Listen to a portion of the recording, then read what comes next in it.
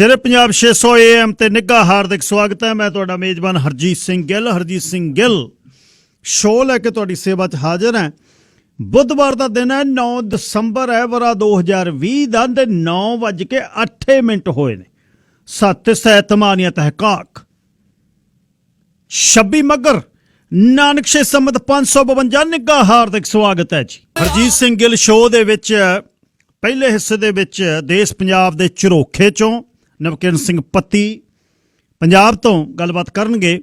ਫਿਰ ਖਬਰਾਂ ਦੀ ਸਾਂਝ ਤੁਹਾਡੇ ਨਾਲ ਮੈਂ ਪਾਵਾਂਗਾ, ਖਾਸ ਖਬਰਾਂ। ਆਖਰੀ ਘੰਟੇ ਦੇ ਵਿੱਚ 10:10 ਤੇ ਗੱਲਬਾਤ ਆਪਾਂ ਸ਼ੁਰੂ ਕਰਨੀ ਹੈ। ਬੁੱਧਵਾਰ ਦਾ ਦਿਨ ਕਹਾਣੀ ਦਾ ਹੁੰਦਾ, ਪਰ ਕਹਾਣੀ ਲੋਕ ਸੱਥ ਦੇ ਵਿੱਚ ਹੀ ਸੁਣਾਇਆ ਕਰਨੀ ਹੈ।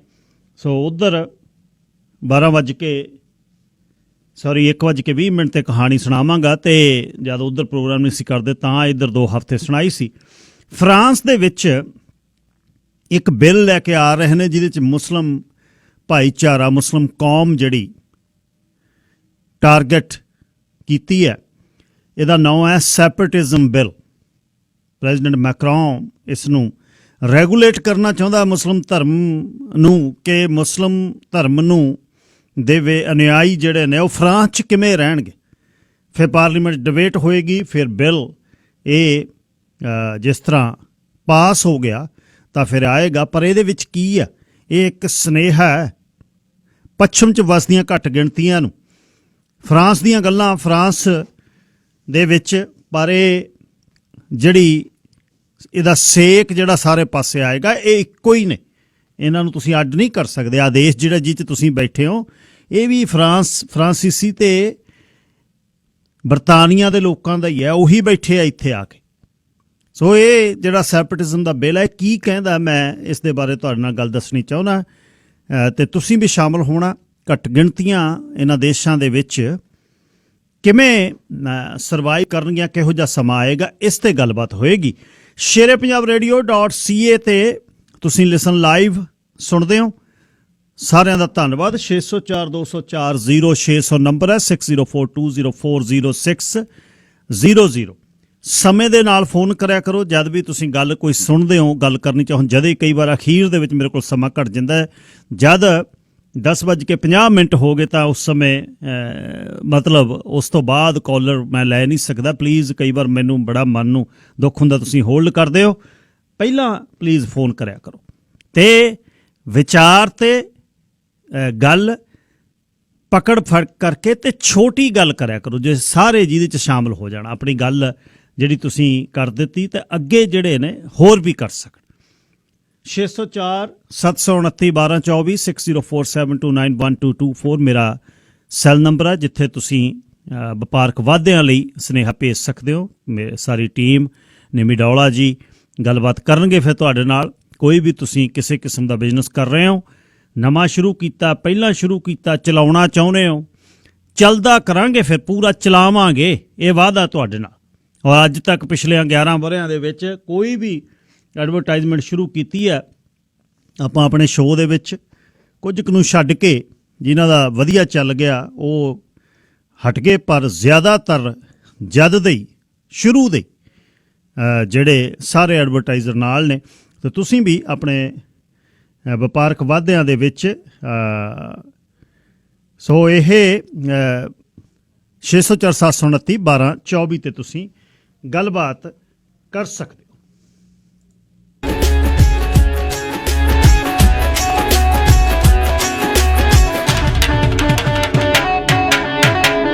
ਤਾਰੇ ਜਿਵੇਂ ਜੁੜੇ ਅਸਮਾਨ ਬੈਠੇ ਨੇ, ਮੋਰਚੇ ਤੇ ਐਕਣ ਕਿਸਾਨ ਬੈਠੇ ਨੇ। ਐਕਣ ਕਿੱਕਣ ਮਾਲਵੇ ਦੀ ਬੋਲੀ ਹੈ। ਤਾਰੇ ਜਿਵੇਂ ਜੁੜੇ ਅਸਮਾਨ ਬੈਠੇ ਨੇ, ਮੋਰਚੇ ਤੇ ਐਕਣੇ ਹੀ ਕਿਸਾਨ ਬੈਠੇ ਨੇ। ਸਬਰਾਂ ਨੇ ਬੰਨ ਨਾ ਪਰਖ, ਦਿੱਲੀਏ ਕੱਲੀ ਕੱਲੀ ਹਿੱਕ 'ਚ ਤੂਫਾਨ ਬੈਠੇ ਨੇ। ਜਿਨ੍ਹਾਂ ਦੇ ਗਲਾਂ 'ਚ ਕਦੇ ਪਾਏ ਟਾਇਰ ਨਹੀਂ, ਦੇਗਾਂ ਵਰਤਾਈ ਜਾਂਦੇ ਤੇਰੇ ਸ਼ਹਿਰ ਨਹੀਂ। ਉਹ ਮਿੱਟੀ ਦਿਆਂ ਪੁੱਤਰਾਂ ਦੇ ਰੰਗ ਵੇਖ ਲੈ, ਵਧੀ ਜਾਂਦੇ ਹੋ ਕੁਰਬਾਨ ਬੈਠੇ ਨੇ। ਲੰਗਰ ਬੇਰੋਕ ਤੇ ਬੇਟੋਕ ਚੱਲੀ ਜਾਂਦੇ ਨੇ। ਲੰਗਰ ਬੇਰੋਕ ਤੇ ਬੇਟੋਕ ਚੱਲੀ ਜਾਂਦੇ ਨੇ। ਮਹਾਰਾਜ ਰਸਦਾਂ ਬੇਅੰਤ ਘੱਲੀ ਜਾਂਦੇ ਨੇ। ਚਾਅ ਚੜ੍ਹੇ ਪਏ ਨੇ, ਸਰੂਰ ਵੱਜੇ ਹੋਏ ਨੇ। ਇੱਕੋ ਥਾਂ ਪੰਜਾਬ ਦੇ ਧਿਆਨ ਬੈਠੇ ਨੇ। ਸੂਰਤਾਂ 'ਚ ਉੱਡਦੇ ਗੁਰਾਂ ਦੇ ਬਾਜ ਨਹੀਂ, ਕਿੰਨਾ ਚਿਰ ਝੂਠ ਦਾ ਬਚੇਗਾ ਰਾਜ ਨਹੀਂ। ਸਾਡੀਆਂ ਜ਼ੁਬਾਨਾਂ ਅਰਦਾਸ ਰੰਗੀਆਂ, ਨਜ਼ਰਾਂ 'ਚ ਤੀਰ ਕਿਰਪਾਨ ਬੈਠੇ ਨੇ, ਸਬਰਾਂ ਦੇ ਬੰਨ ਨਾ ਪਰਖ ਦਿੱਲੀਏ। ਕੱਲੀ ਕੱਲੀ ਹਿੱਕ 'ਚ ਤੂਫਾਨ ਬੈਠੇ ਨੇ, ਤਾਰੇ ਜਿਵੇਂ ਜੁੜੇ ਅਸਮਾਨ ਬੈਠੇ ਨੇ। ਉਹ ਮੋਰਚੇ ਤੇ ਐਕਣ ਕਿਸਾਨ ਬੈਠੇ ਨੇ, ਮੋਰਚੇ ਤੇ ਐਕਣ ਕਿਸਾਨ ਬੈਠੇ ਨੇ। ਸਰਦਾਰ ਦਵਿੰਦਰ ਸਿੰਘ ਧਾਲੀਵਾਲ ਮੈਲਬਰਨ ਆਸਟ੍ਰੇਲੀਆ ਤੋਂ ਲਿਖ ਕੇ ਭੇਜਿਆ ਉਹਨਾਂ ਨੇ, ਧੰਨਵਾਦ ਹੈ। ਜਿਵੇਂ ਸਵੇਰੇ ਬੇਬੇ ਇੱਕ ਸਾਜਰੇ ਆ ਗਈ ਬਾਬਾ ਜੀ ਕੋਲ, ਅਸੀਂ ਚਾਹ ਚੂ ਬਣਾ ਕੇ ਬੈਠੇ ਪਿੰਡ ਜੀ ਕੋਲ, ਮਹੰਤ ਗਿਆਨਦਾਸ ਜੀ ਕੋਲ। ਨਹਾਤੀ ਨਹੀਂ ਸੀ ਹੋਈ ਬੇਬੇ, ਬਾਬਾ ਜੀ ਨੂੰ ਕਹਿੰਦਾ ਜਿਹੜੀਆਂ ਨਹਾ ਨੂੰ ਕੇ ਨਹੀਂ ਆਉਂਦੀਆਂ ਨਾ, ਸਿਰ ਖੰਡਾ ਕੇ ਆਉਂਦੀਆਂ, ਮੈਨੂੰ ਨਫ਼ਰਤ ਹੈ ਨਾ। ਉਹ ਆ ਕੇ ਕਹਿੰਦੀ ਬਾਬਾ ਜੀ ਊਲਾਂ ਵੱਜਦੀਆਂ, ਪੁੜਪੜੀਆਂ ਬਹੁਤ ਵੁਖਦੀਆਂ। ਕਹਿੰਦਾ ਬਹਿ ਜਾ। ਫੇਰ ਤਾਂ ਮੋਰ ਪੰਖ ਲੈ, ਕਹਿੰਦਾ ਜਮਾ ਹੀ ਢਿੱਡ ਠੀਕ ਹੋ ਜੂ। ਉਹ ਕਹਿੰਦੀ ਢਿੱਡ ਨਹੀਂ ਸੀ ਦੁਖਦਾ, ਢਿੱਡ ਥੋੜ੍ਹਾ ਦੁਖਦਾ ਸੀ, ਸਿਰ ਦੁਖਦਾ ਸੀ। ਉਹ ਕਹਿੰਦਾ ਦੋਨਾਂ ਦਾ ਹੀ ਹੈ ਹੱਥ ਹੌਲਾ, ਸਾਰੀਆਂ ਚੀਜ਼ਾਂ ਦਾ। ਸਰਦਾਰ ਨਵਕਿਰਨ ਸਿੰਘ ਪੱਤੀ ਜੀ ਸਵਾਗਤ, ਸਤਿ ਸ੍ਰੀ ਅਕਾਲ। ਸ਼ੁਕਰੀਆ ਗਿੱਲ ਸਾਹਿਬ, ਸਭ ਤੋਂ ਪਹਿਲਾਂ ਤੁਹਾਨੂੰ ਤੇ ਰੇਡੀਓ ਸ਼ੇਰੇ ਪੰਜਾਬ ਦੇ ਸਾਰੇ ਸਰੋਤਿਆਂ ਨੂੰ ਪਿਆਰ ਭਰੀ ਸਤਿ ਸ੍ਰੀ ਅਕਾਲ ਜੀ। ਗਿੱਲ ਸਾਹਿਬ ਧੰਨਵਾਦ ਜੀ, ਸਤਿ ਸ੍ਰੀ ਅਕਾਲ। ਖਬਰਾਂ ਕੱਲ ਨਾ ਮੈਂ ਇੱਕ ਬਰਖਾ ਦੱਤ ਨੂੰ ਮੈਂ ਹੁਣ ਬੜਾ ਸੁਣਨ ਲੱਗਿਆ ਹਾਂ, ਜਾਦੀਦੀਪ ਸਿੱਧੂ ਨੇ ਦੇ ਨਾਲ ਉਹਦਾ ਚੱਕਰ ਪਿਆ। ਕੱਲ ਯੋਗਿੰਦਰ ਯਾਦਵ ਦੇ ਨਾਲ ਅੰਗਰੇਜ਼ੀ 'ਚ ਲੱਗੀ ਹੋਈ ਗੱਲਾਂ ਕਰਦੀ ਸੰਘਰਸ਼ ਦੀਆਂ ਯੋਗਿੰਦਰ ਯਾਦਵ ਨੂੰ ਕਹਿੰਦੀ ਵੀ ਬੰਦ ਬਾਰੇ ਕੀ। ਉਹ ਕਹਿੰਦਾ ਮੈਂ ਪਹਿਲੀ ਵਾਰ ਨਹੀਂ ਬੰਦ ਵੇਖੇ, ਸੰਘਰਸ਼ ਬਹੁਤ ਵੇਖੇ। 2 ਮਹੀਨੇ ਦਾ ਨੋਟਿਸ, 1 ਮਹੀਨੇ ਦਾ ਘੱਟੋ ਘੱਟ 2 ਮਹੀਨੇ ਸਰਕਾਰਾਂ ਨੂੰ ਦੱਸਣਾ ਪੈਂਦਾ, ਪਹਿਲਾਂ 1 ਮਹੀਨੇ 'ਚ ਫੇਰ ਸਵਾਰ ਕੇ ਉਹਨੂੰ ਐਕਟੀਵੇਟ ਕਰਨਾ ਚਾਹੁੰਦਾ। 4 ਦਿਨਾਂ 'ਚ ਸਾਰਾ ਭਾਰਤ ਬੰਦ ਹੋ ਗਿਆ। ਗੱਲਾਂ ਕਰਦੀ ਨਾ ਕੇਜਰੀਵਾਲ ਤੇ ਲੈ ਗਈ। ਕਹਿੰਦੀ ਮੇਨ ਹੈਡਲਾਈਨਾਂ ਡਾਇਵਰਟ ਕਰਨ ਲਈ ਕੇਜਰੀਵਾਲ ਨੂੰ ਘਰੇ ਤਾਂ ਨਹੀਂ ਕੰਮ ਬੰਦ ਕਰਤਾ। ਉਹ ਕਹਿੰਦਾ ਵੀ ਤੂੰ ਮੇਰੇ ਨਾਲ ਇਸ ਵਿਸ਼ੇ ਤੇ ਗੱਲ ਨਾ ਕਰ, ਤੂੰ ਹੁਣ ਡਾਇਵਰਟ ਕਰ ਰਹੀ ਹੈ। ਉਹ ਕਹਿੰਦੀ ਫਿਰ ਵੀ ਦੱਸ ਕੇ no, I don't want to waste a minute on this, Joginder Yadav ਨੇ ਕਿਹਾ। ਪੱਤਰਕਾਰ ਵਿਕਾਊ ਜਿਹੜੀ ਜਨਤਾ ਹੈ ਉਹਨਾਂ ਨੇ ਕਰਨਾ ਹੀ ਹੈ। ਬਹੁਤ ਉੱਥੇ ਤੁਰੇ ਫਿਰਦੇ ਆ ਸੰਘਰਸ਼ ਦੇ ਵਿੱਚ, ਜਿਨ੍ਹਾਂ ਨੂੰ ਸਿੰਘ ਲਾਉਣਾ ਨਾਂ ਦੇ ਨਾਲ ਬੜਾ ਔਖਾ ਹੈ, ਸੌਦਾ ਵੇਚਦੇ ਫਿਰਦੇ ਆ। ਰੌਲਾ ਕੱਲ੍ਹ ਦਾ ਪੈ ਗਿਆ, ਉਧਰ ਵੱਲ ਅਸੀਂ ਝਾਕ ਰਹੇ ਸੀ, ਪੱਟੇ ਗਏ। ਗੱਲ ਕੀ ਹੋਈ, ਕੀ ਨਿਕਲਿਆ, ਅੰਦਰ ਚਲੇ ਗਏ, 12 ਛੱਡ ਤੇ 12। ਟਕੈਤ ਦੇ ਮੁੰਡੇ ਬਾਰੇ ਗੱਲ ਚੱਲ ਰਹੀ ਸੀ ਕਿ ਇਹਨੂੰ ਕਿੱਥੋਂ ਲੈ ਆਏ। ਯੂਪੀ 'ਚ ਬੈਠਾ ਯੋਗੀ ਦੀ ਸਰਕਾਰ 'ਚ ਟਕੈਤ ਦਾ ਮੁੰਡਾ ਕੀ ਕਰ ਸਕਦਾ। ਸੋ ਇਹਦੇ ਤੇ ਬੜੇ ਸਵਾਲ ਨੇ। ਸੰਘਰਸ਼ ਦੀ ਅਪਡੇਟ ਦਿਓ ਜੀ ਪਹਿਲਾਂ। ਜੀ ਗਿੱਲ ਸਾਹਿਬ ਦੇਖੋ, ਜਿਹੜੇ ਕੱਲ ਦੇ ਪ੍ਰੋਗਰਾਮ ਦੇ ਵਿੱਚ ਵੀ ਕਲੀਅਰ ਕੀਤਾ ਸੀ ਕਿ 500 ਜਥੇਬੰਦੀਆਂ ਨੂੰ ਸੱਦਾ ਸੀ, ਸਿਰਫ ਇੱਕ ਜਥੇਬੰਦੀ ਭਾਰਤੀ ਕਿਸਾਨ ਯੂਨੀਅਨ ਨੇ ਏਕਤਾ ਗਰਾਹਾਂ ਨੂੰ ਸੱਦਾ ਨਹੀਂ ਸੀ, ਔਰ 500 ਜਥੇਬੰਦੀਆਂ ਨੇ ਆਪਣੇ ਚੋਂ ਨੁਮਾਇੰਦੇ ਚੁਣੇ। ਸੋ ਗਿੱਲ ਸਾਹਿਬ ਕਈ ਵਾਰ ਇਹ ਹੁੰਦਾ ਹੈ ਵੀ ਲੱਕੜ ਦੇ ਨਾਲ ਨਾ ਲੋਹਾ ਵੀ ਤਰ ਜਾਂਦਾ ਹੈ। ਜਦੋਂ ਲੱਕੜ ਤੈਰੀ ਜਾਂਦੀ ਹੁੰਦੀ ਹੈ, ਕੋਈ ਮੰਨ ਲਓ ਅਜਿਹਾ ਗੇਟ ਤੈਰਿਆ ਜਾਂਦਾ, ਲੱਕੜ ਦਾ ਤਖਤਾ ਜਿਹਨੂੰ ਆਪਾਂ ਕਹਿ ਦਿੰਦੇ ਹਾਂ, ਉਹਦੇ ਚ ਮੇਖਾਂ ਵੀ ਲੱਗੀਆਂ ਹੁੰਦੀਆਂ, ਉਹ ਵੀ ਵਿੱਚ ਤੈਰ ਜਾਂਦੀਆਂ। ਸੋ ਅੱਜ ਹਾਲਤ ਇਹ ਬਣੀ ਹੋਈ ਹੈ ਕਿ ਟਕੈਤ ਦਾ ਮੁੰਡਾ ਜਦੋਂ ਆਇਆ ਸੀ, ਮੱਥਾ ਮੇਰਾ ਵੀ ਠਣਕਿਆ ਸੀ, ਪਰ ਉਦੋਂ ਬਾਅਦ ਲੱਗਿਆ ਸੀ ਵੀ ਪੰਜਾਬ ਵਾਲੇ ਜਰਨੈਲ ਹੈਗੇ ਨੇ 30-31 ਦੇ ਵਿੱਚ ਕਈ ਜਿਹੇ ਜਿਨ੍ਹਾਂ ਨੇ ਕਦੇ ਜ਼ਿੰਦਗੀ ਦੇ ਵਿੱਚ ਵਿਕਣਾ ਤਾਂ ਸਿੱਖਿਆ ਹੀ ਨਹੀਂ। ਇਹ ਤਾਂ ਡਿਕਸ਼ਨਰੀ ਦੇ ਵਿੱਚ ਸ਼ਬਦ ਹੀ ਹੈ ਨਹੀਂ ਉਹਨਾਂ ਦੀ ਦੇ ਵਿੱਚ। ਤੇ ਜਦੋਂ ਉਹਨਾਂ ਨੇ ਪਾਨੇ ਅੱਗੋਂ ਅੜ ਜਾਣਾ ਤੇ ਫਿਰ ਲੋਹਾ ਵੀ ਲੱਕੜਾਂ ਦੇ ਨਾਲ ਤਰਦਾ ਆਪਾਂ ਦੇਖ ਰਹੇ ਹਾਂ। 5 ਉਂਗਲਾਂ ਬਰਾਬਰ ਨਹੀਂ ਹੁੰਦੀਆਂ। 500 ਦੇ ਲਗਭਗ ਕਿਸਾਨ ਜਥੇਬੰਦੀਆਂ ਨੇ, ਪੰਜਾਬ ਦੀਆਂ 32 ਦੇ ਲਗਭਗ ਕਿਸਾਨ ਜਥੇਬੰਦੀਆਂ ਨੇ, ਔਰ ਇਹਨਾਂ ਦੇ ਵਿੱਚ ਬਹੁਤ ਸਾਰੀਆਂ ਆਗੂ ਜਿਹੇ ਨੇ ਜਿਨ੍ਹਾਂ ਨੇ ਸਮੇਂ ਦੀਆਂ ਸਰਕਾਰਾਂ ਤੋਂ ਲਾਹੇ ਲਏ। ਲੱਖੋਵਾਲ ਉਹਨਾਂ ਚੋਂ ਇੱਕ ਚਿਹਰਾ ਗਾ, ਟਕੈਤ ਉਹਨਾਂ ਚੋਂ ਇੱਕ ਹੈ ਭਾਰਤ ਪੱਧਰ ਦੇ ਉੱਤੇ। ਪਰ ਉਹ ਵੀ ਇਸ ਐਜੀਟੇਸ਼ਨ ਦੇ ਵਿੱਚ ਹੁਣ ਗਿੱਲ ਸਾਹਿਬ ਇਹ ਸਮਝ ਚੁੱਕੇ ਨੇ ਕਿ ਅੱਗੇ ਵਧਿਆ ਹੀ ਮੰਜ਼ਿਲ ਹੈ, ਪਿੱਛੇ ਹਟਿਆ ਮੌਤ ਮਿਲੂ। ਔਰ ਜੇ ਪਿੱਛੇ ਇੱਕ ਪੈਰ ਵੀ ਪੱਟਿਆ ਤਾਂ ਜਨਤਾ ਖੜੀ ਆ ਮਗਰ, ਔਰ ਜਨਤਾ ਨੇ ਪਿੱਛੇ ਨਹੀਂ ਹਟਣ ਦੇਣਾ। ਸੋ ਕੁਛ ਜਿਹੜੇ ਕਿਸਾਨ ਆਗੂ ਫਾਨੇ ਦੀ ਤਰ੍ਹਾਂ ਸੰਘਰਸ਼ ਦੇ ਵਿੱਚ ਅੜ ਗਏ, ਉਹਨਾਂ ਨੇ ਇਸ ਐਜੀਟੇਸ਼ਨ ਨੂੰ, ਮੈਨੂੰ ਵਿਸ਼ਵਾਸ ਹੈ ਕਿ ਅੱਗੇ ਲੈ ਜਾਣਾ ਹੈ। ਉਹਨਾਂ ਨੇ ਇਸ ਐਜੀਟੇਸ਼ਨ ਨੂੰ ਜਿੱਤ ਦੇ ਅੰਜਾਮ ਤੱਕ ਪਹੁੰਚਾਉਣਾ ਹੈ। ਅੱਜ ਡਾਕਟਰ ਦਰਸ਼ਨਪਾਲ ਨਾਲ ਮੇਰੀ ਗੱਲ ਹੋਈ ਸੀ ਗਿੱਲ ਸਾਹਿਬ, ਉਹਨਾਂ ਨੇ ਦੱਸਿਆ ਵੀ ਜਿਹੜੇ ਭਾਰਤੀ ਕਿਸਾਨਾਂ ਨੂੰ ਗਰਾਹਾਂ ਨੂੰ ਸੱਦਾ ਨਹੀਂ ਸੀ, ਗਾਹਾਂ ਨੂੰ ਅਸੀਂ ਯਕੀਨੀ ਬਣਾਵਾਂਗੇ ਕਿ ਉਹਨਾਂ ਨੂੰ ਵੀ ਸੱਦਾ ਮਿਲੇ। ਜਿਹੜੀ ਕੰਟਰੋਵਰਸੀ ਥੋੜੀ ਕ੍ਰੀਏਟ ਹੋਈ ਹੈ। ਔਰ ਅਮਿਤ ਸ਼ਾਹ ਨਾਲ ਕਹਿੰਦੇ ਜਿਹੜੀ ਮੀਟਿੰਗ ਹੋਈ, ਉਸ ਮੀਟਿੰਗ ਦੇ ਵਿੱਚ ਅਮਿਤ ਸ਼ਾਹ ਕਹਿੰਦਾ ਸੀ, ਕਹਿੰਦਾ ਉਹ ਆਪਾਂ ਡਿਸਕਸ਼ਨ ਕਰੀਏ। ਨੋ, ਕਹਿੰਦੇ ਕੋਈ ਡਿਸਕਸ਼ਨ ਨਹੀਂ, ਡਿਸਕਸ਼ਨ ਤੇਰੇ ਖੇਤੀਬਾੜੀ ਮੰਤਰੀ ਨਾਲ ਹੋ ਚੁੱਕੀ ਆ, ਤੇਰੇ ਬਗਲ 'ਚ ਬੈਠਾ, ਇਹਨੂੰ ਪੁੱਛ। ਹੁਣ ਅਸੀਂ ਡਿਸਕਸ਼ਨ ਕਰਨ ਨਹੀਂ ਆਏ, ਤਜਵੀਜ਼ ਦੱਸੋ ਕਿਹੜੀ ਤਜਵੀਜ਼ ਆ। ਉਹ ਤਜਵੀਜ਼ ਲੈਣ ਆਏ ਆ। ਤਾਂ ਤਜਵੀਜ਼ ਉਹ ਕਹਿੰਦਾ ਤੁਹਾਨੂੰ ਕੱਲ ਨੂੰ 11 ਵਜੇ ਭੇਜਾਂਗੇ। ਉਹ ਕਹਿੰਦੇ ਠੀਕ ਹੈ, ਨੋ ਪ੍ਰੋਬਲਮ, ਕੱਲ ਨੂੰ 11 ਵਜੇ ਭੇਜੋ ਔਰ ਕੱਲ੍ਹ ਵਾਲੀ ਮੀਟਿੰਗ ਕਰੋ ਕੈਂਸਲ। ਉਸ ਤੋਂ ਬਾਅਦ ਅਸੀਂ ਸੋਚਾਂਗੇ ਅਸੀਂ ਆਉਣਾ ਜਾਂ ਨਹੀਂ ਆਉਣਾ।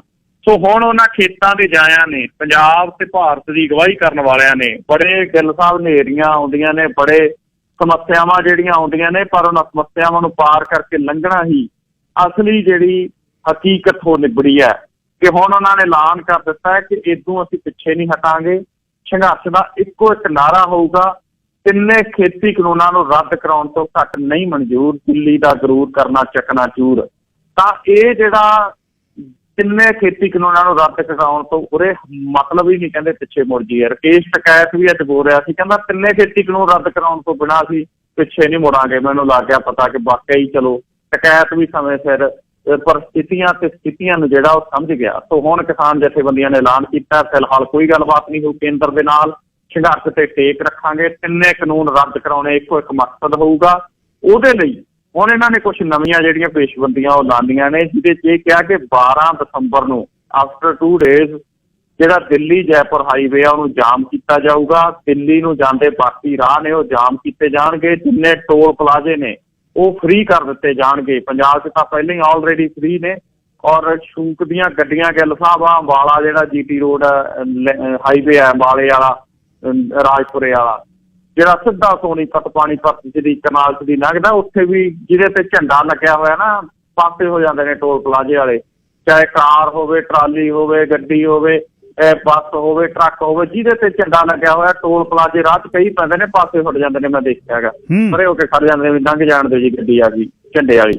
ਉਹ ਇਹ ਜਿੱਤ ਹੈ ਪੰਜਾਬ ਦੇ ਜਾਇਆਂ ਦੀ। ਹੁਣ 14 ਦਸੰਬਰ ਨੂੰ ਫਿਰ ਐਲਾਨ ਕਰਤਾ, ਜਿਵੇਂ ਭਾਰਤ ਬੰਦ ਕੀਤਾ ਸੀ, ਪੰਜਾਬ, ਹਰਿਆਣਾ, ਉੱਤਰ ਪ੍ਰਦੇਸ਼ ਤੋਂ ਵਿੱਚ ਤਾਂ ਮੁਕੰਮਲ ਹੀ ਬੰਦ ਰਿਹਾ। ਉੜੀਸਾ, ਮਹਾਰਾਸ਼ਟਰ ਦੇ ਵਿੱਚ ਬਹੁਤ ਬੰਦ ਰਿਹਾ।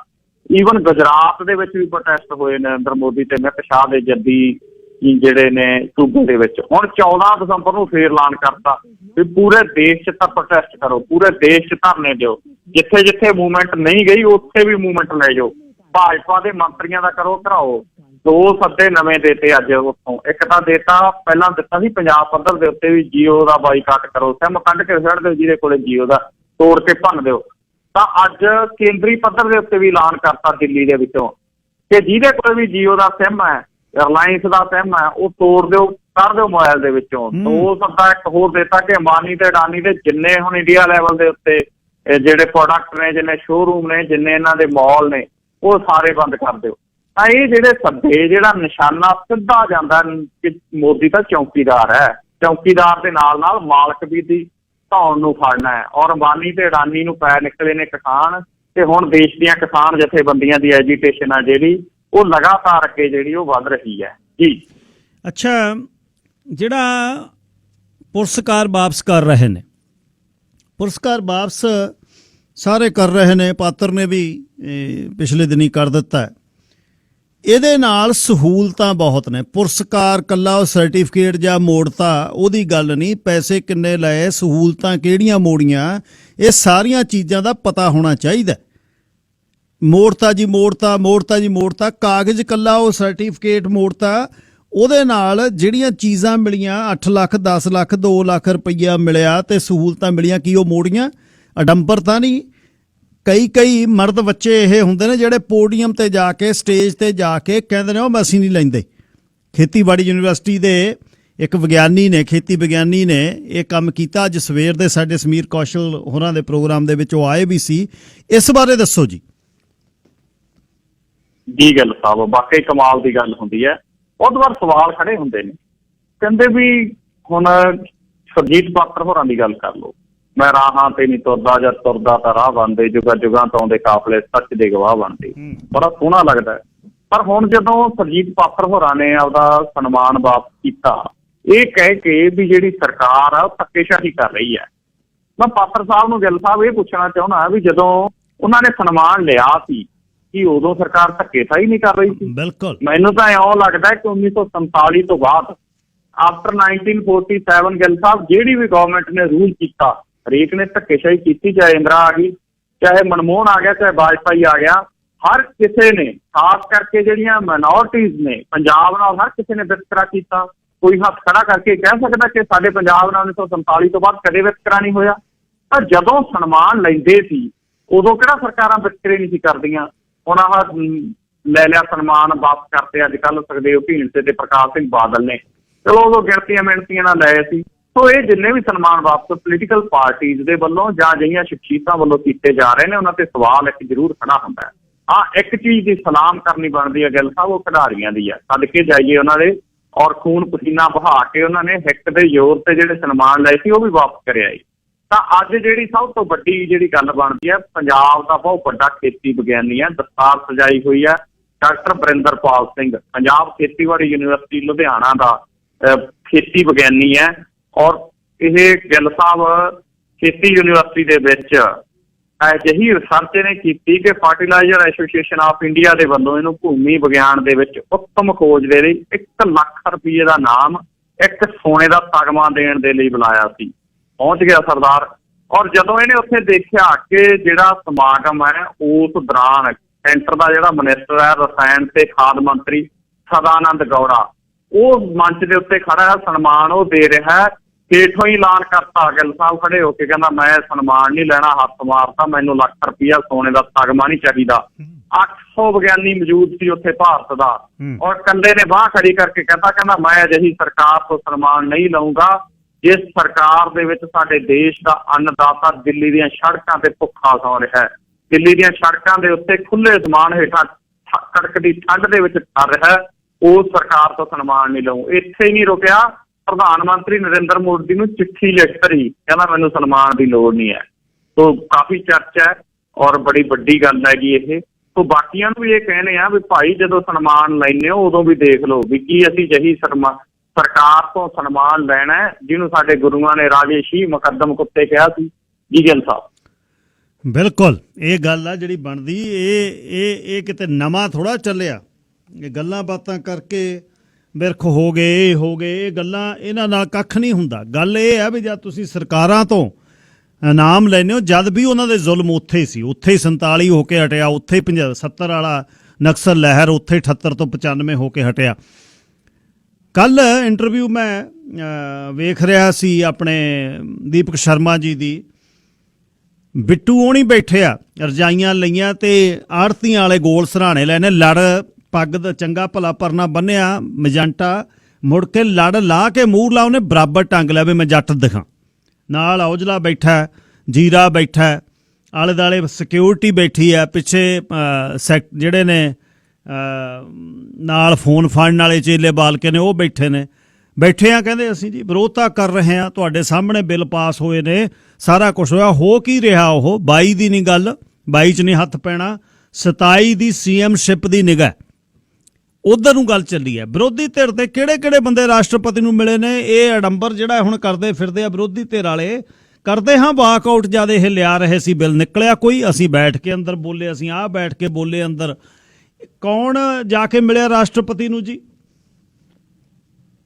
ਜੀ ਗਿੱਲ ਸਾਹਿਬ, ਇੱਕ ਤਾਂ ਜਿਹੜੇ ਤੁਸੀਂ ਬਿੱਟੂ ਹੋਰਾਂ ਦੀ ਵਾਕਈ ਗੱਲ ਕੀਤੀ ਹੈ, ਬੜੀਆਂ ਸੋਹਣੀਆਂ ਰਜਾਈਆਂ ਲਈਆਂ ਨੇ ਔਰ ਉੱਥੇ ਬੈਠੇ ਨੇ, ਇਹ ਅਸਲ ਦੇ ਵਿੱਚ ਗਿੱਲ ਸਾਹਿਬ ਇਹ ਡਰਦੇ ਨੇ, ਇਹ ਖੇਤਾਂ ਦੇ ਪੁੱਤਾਂ ਤੋਂ ਡਰਦੇ ਨੇ। ਉਹ 4-4 5-5 ਕਿੱਲਿਆਂ ਵਾਲੇ ਖੇਤਾਂ ਦੇ ਪੁੱਤ ਦਿੱਲੀ ਜਾ ਕੇ ਬਹਿ ਗਏ, ਉਹ ਵੱਡੇ ਚੈਨਲ ਉਹਨਾਂ ਦੇ ਮੂਹਰੇ ਕੈਮਰੇ ਲਈ ਫਿਰਦੇ ਨੇ, ਵੱਡੇ ਚੈਨਲਾਂ ਵਾਲੇ ਐਂਕਰ ਉਹਨਾਂ ਨੂੰ ਪੁੱਛਦੇ ਨੇ ਸਵਾਲ, ਉਹ ਮੂਹਰੋਂ ਕਹਿੰਦੇ ਨੇ ਗੋਦੀ ਮੀਡੀਆ ਗੋ ਬੈਕ, ਗੋਦੀ ਮੀਡੀਆ ਗੋ ਬੈਕ, ਉਹ ਫੇਰ ਭੱਜ ਕੇ ਆਉਂਦੇ ਨੇ ਮੁੜ ਕੇ। ਔਰ ਸਾਰਾ ਕੈਮਰਿਆਂ ਵਾਲੇ ਮੀਡੀਆ ਵਾਲੇ 4-4 5-5 ਕਿੱਲਿਆਂ ਵਾਲੇ ਖੇਤਾਂ ਦੇ ਅਸਲੀ ਪੁੱਤਾਂ ਦੇ ਮੂਹਰੇ ਤੁਰੇ ਫਿਰਦੇ ਨੇ, ਬਿੱਟੂ ਵਰਗਿਆਂ ਨੂੰ ਦਹਾਈਆਂ ਪਈਆਂ ਨੇ। ਉਹ ਰਾਹੁਲ ਗਾਂਧੀ ਨੂੰ ਕਹਿੰਦੇ ਨੇ ਤੂੰ ਵੀ ਆ ਜਾ, 2-3 ਕੈਮਰਿਆਂ ਵਾਲੇ ਤੇਰੇ ਮੂਹਰੇ ਹੋ ਜਾਣਗੇ, ਆਪਾਂ ਨੂੰ ਕਿਸੇ ਨੇ ਨਹੀਂ ਪੁੱਛਣਾ 2022 'ਚ। ਇਹ ਅਸਲ ਦੇ ਵਿੱਚ ਗਿੱਲ ਸਾਹਿਬ ਪੰਜਾਬ ਦੀ ਜਿਹੜੀ ਇਹ ਮੂਵਮੈਂਟ ਉੱਠੀ ਹੈ, ਜਿਹੜਾ ਇਹ ਕਿਸਾਨੀ ਦਾ ਅੰਦੋਲਨ ਉੱਠਿਆ, ਇਸ ਅੰਦੋਲਨ ਦੀ ਹੂਕ ਹੈ ਕਿ ਪਹਿਲਾਂ ਇਹਨੇ ਹਰਸਿਮਰਤ ਦਾ ਅਸਤੀਫਾ ਦਵਾਇਆ, ਫਿਰ ਟਰੈਕਟਰ ਤੇ ਲਿਆ ਕੇ ਬਹਾਈ। ਇਹਨੇ ਰਾਹੁਲ ਗਾਂਧੀ ਕੱਢ ਕੇ ਲਿਆਂਦਾ ਸੀ ਔਰ ਤੋਫਿਆਂ ਵਾਲੇ ਟਰੈਕਟਰ ਤੇ ਬੈਠਾ ਸੀ, ਕੈਪਟਨ ਅਮਰਿੰਦਰ ਹਿਮਾਚਲ ਤੋਂ ਪੰਜਾਬ ਲਿਆ ਕੇ ਬਹਾ ਲਿਆ।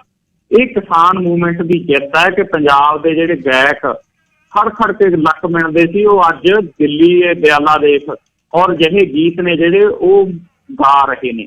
ਤਾਂ ਪੰਜਾਬ ਦੇ ਕਿਸਾਨ ਅੰਦੋਲਨ ਦੀ ਜਿੱਤ ਹੈ ਕਿ ਇਸ ਅੰਦੋਲਨ ਨੇ ਕਲਚਰਲੀ ਔਰ ਜਿਹੜਾ ਪੰਜਾਬ ਦੇ ਵਿੱਚ ਇੱਕ ਬਹੁਤ ਵੱਡੀ ਚੇਂਜ ਉਹ ਲੈ ਕੇ ਆਂਦੀ ਹੈ। ਔਰ ਪੰਜਾਬ ਦਾ ਜਿਹੜਾ ਇਹ ਵਾਤਾਵਰਨ ਅੱਜ ਉਹ ਇੱਕ ਲੋਕ ਪੱਖੀ ਵਾਤਾਵਰਨ ਸਿਰਜਿਆ ਹੈਗਾ। ਔਰ ਇਸੇ ਦੇ ਵਿੱਚੋਂ ਇਹ ਜਿਹੜੇ ਬਿੱਟੂ ਵਰਗੇ ਜਾਂ ਔਜਲੇ ਵਰਗੇ ਜਾਂ ਹੋਰ ਕਾਂਗਰਸੀ ਜਿਹੜੇ ਮੈਂਬਰ ਪਾਰਲੀਮੈਂਟ ਨੇ ਇਹ ਜਾ ਕੇ ਦਿੱਲੀ ਦੇ ਵਿੱਚ ਬੈਠੇ ਨੇ। ਇੱਕ ਦੋ ਦਿਨ ਦੇਖੋ ਤਸਵੀਰ ਹੋਈ ਵੀ ਕੋਈ ਜਿਹਾ ਡੰਬਰ ਲੈ ਕੇ ਆ ਰਹੇ ਨੇ। ਉਧਰੋਂ ਕੇਜਰੀਵਾਲ ਕਹਿੰਦਾ ਮੈਨੂੰ ਘੇਰ ਲਿਆ, ਮੇਰਾ ਘਰ ਘੇਰਿਆ ਹੋਇਆ ਔਰ ਪੁਲਿਸ ਖੜੀ ਹੈ, ਨਹੀਂ ਮੈਂ ਕਿਸਾਨ ਅੰਦੋਲਨ 'ਚ ਜਾਣਾ ਸੀ। ਪੁਲਿਸ ਵਾਲੇ ਕਹਿੰਦੇ ਅਸੀਂ ਤਾਂ ਘੇਰੇ ਹੀ ਨਹੀਂ। ਸੋ ਦੇਖਦੇ ਹਾਂ ਇਹ ਕਿਸ ਪਾਸੇ ਨੂੰ ਜਾਂਦਾ ਹੈ। ਅੱਜ ਗਿੱਲ ਸਾਹਿਬ ਵਿਰੋਧੀ ਪਾਰਟੀਆਂ ਦੇ ਆਗੂ ਰਾਸ਼ਟਰਪਤੀ ਨੂੰ ਮਿਲੇ, ਰਾਹੁਲ ਗਾਂਧੀ ਵੀ ਆ ਗਿਆ। ਹੋ ਸਕਦਾ ਕੈਪਟਨ ਅਮਰਿੰਦਰ, ਬਿੱਟੂ ਵਰਗਿਆਂ ਨੇ ਸੋਨੀਆ ਗਾਂਧੀ ਕੋਲੇ ਜਾ ਕੇ ਰੋਏ ਹੋਣ ਇਹਨੂੰ ਕੱਢ ਲਿਆਓ, ਇਹ ਤੋਂ ਬਾਅਦ ਆਪਾਂ ਇਹ ਤੋਂ ਕੀ ਕਰਾਉਣਾ। ਤੇ ਰਾਹੁਲ ਗਾਂਧੀ, CPM ਦਾ ਸੀਤਾਰਾਮ ਯੇਚੁਰੀ, ਉਦੋਂ ਸ਼ਰਦ ਯਾਦਵ ਜਿਹੜਾ ਕਾਂਗਰਸ ਦਾ ਮਹਾਰਾਸ਼ਟਰ ਦਾ ਆਗੂ ਹੈ, ਇਸ ਤੋਂ ਇਲਾਵਾ ਤਾਮਿਲਨਾਡੂ ਦਾ ਆਗੂ, ਇਹ 5 ਆਗੂ ਨੇ ਜਿਹੜੇ ਉਹ ਰਾਸ਼ਟਰਪਤੀ ਰਾਮਨਾਥ ਕੋਵਿੰਦ ਹੋਰਾਂ ਨੂੰ ਮਿਲੇ ਔਰ ਉੱਥੇ ਉਹਨਾਂ ਨੇ ਮੰਗ ਕੀਤੀ ਕਿ ਜਿਹੜਾ ਇਹ ਖੇਤੀ ਕਾਨੂੰਨ ਨੇ ਗੈਰ ਸੰਵਿਧਾਨਕ ਨੇ, ਬਿਨਾਂ ਕਿਸੇ ਚਰਚਾ ਤੋਂ ਪਾਸ ਕੀਤੇ ਗਏ ਨੇ, ਇਹਨਾਂ ਤੇ ਕੋਈ ਚਰਚਾ ਨਹੀਂ ਹੋਈ, ਇਸ ਕਰਕੇ ਵਾਪਸ ਲੈ ਜਾਣ।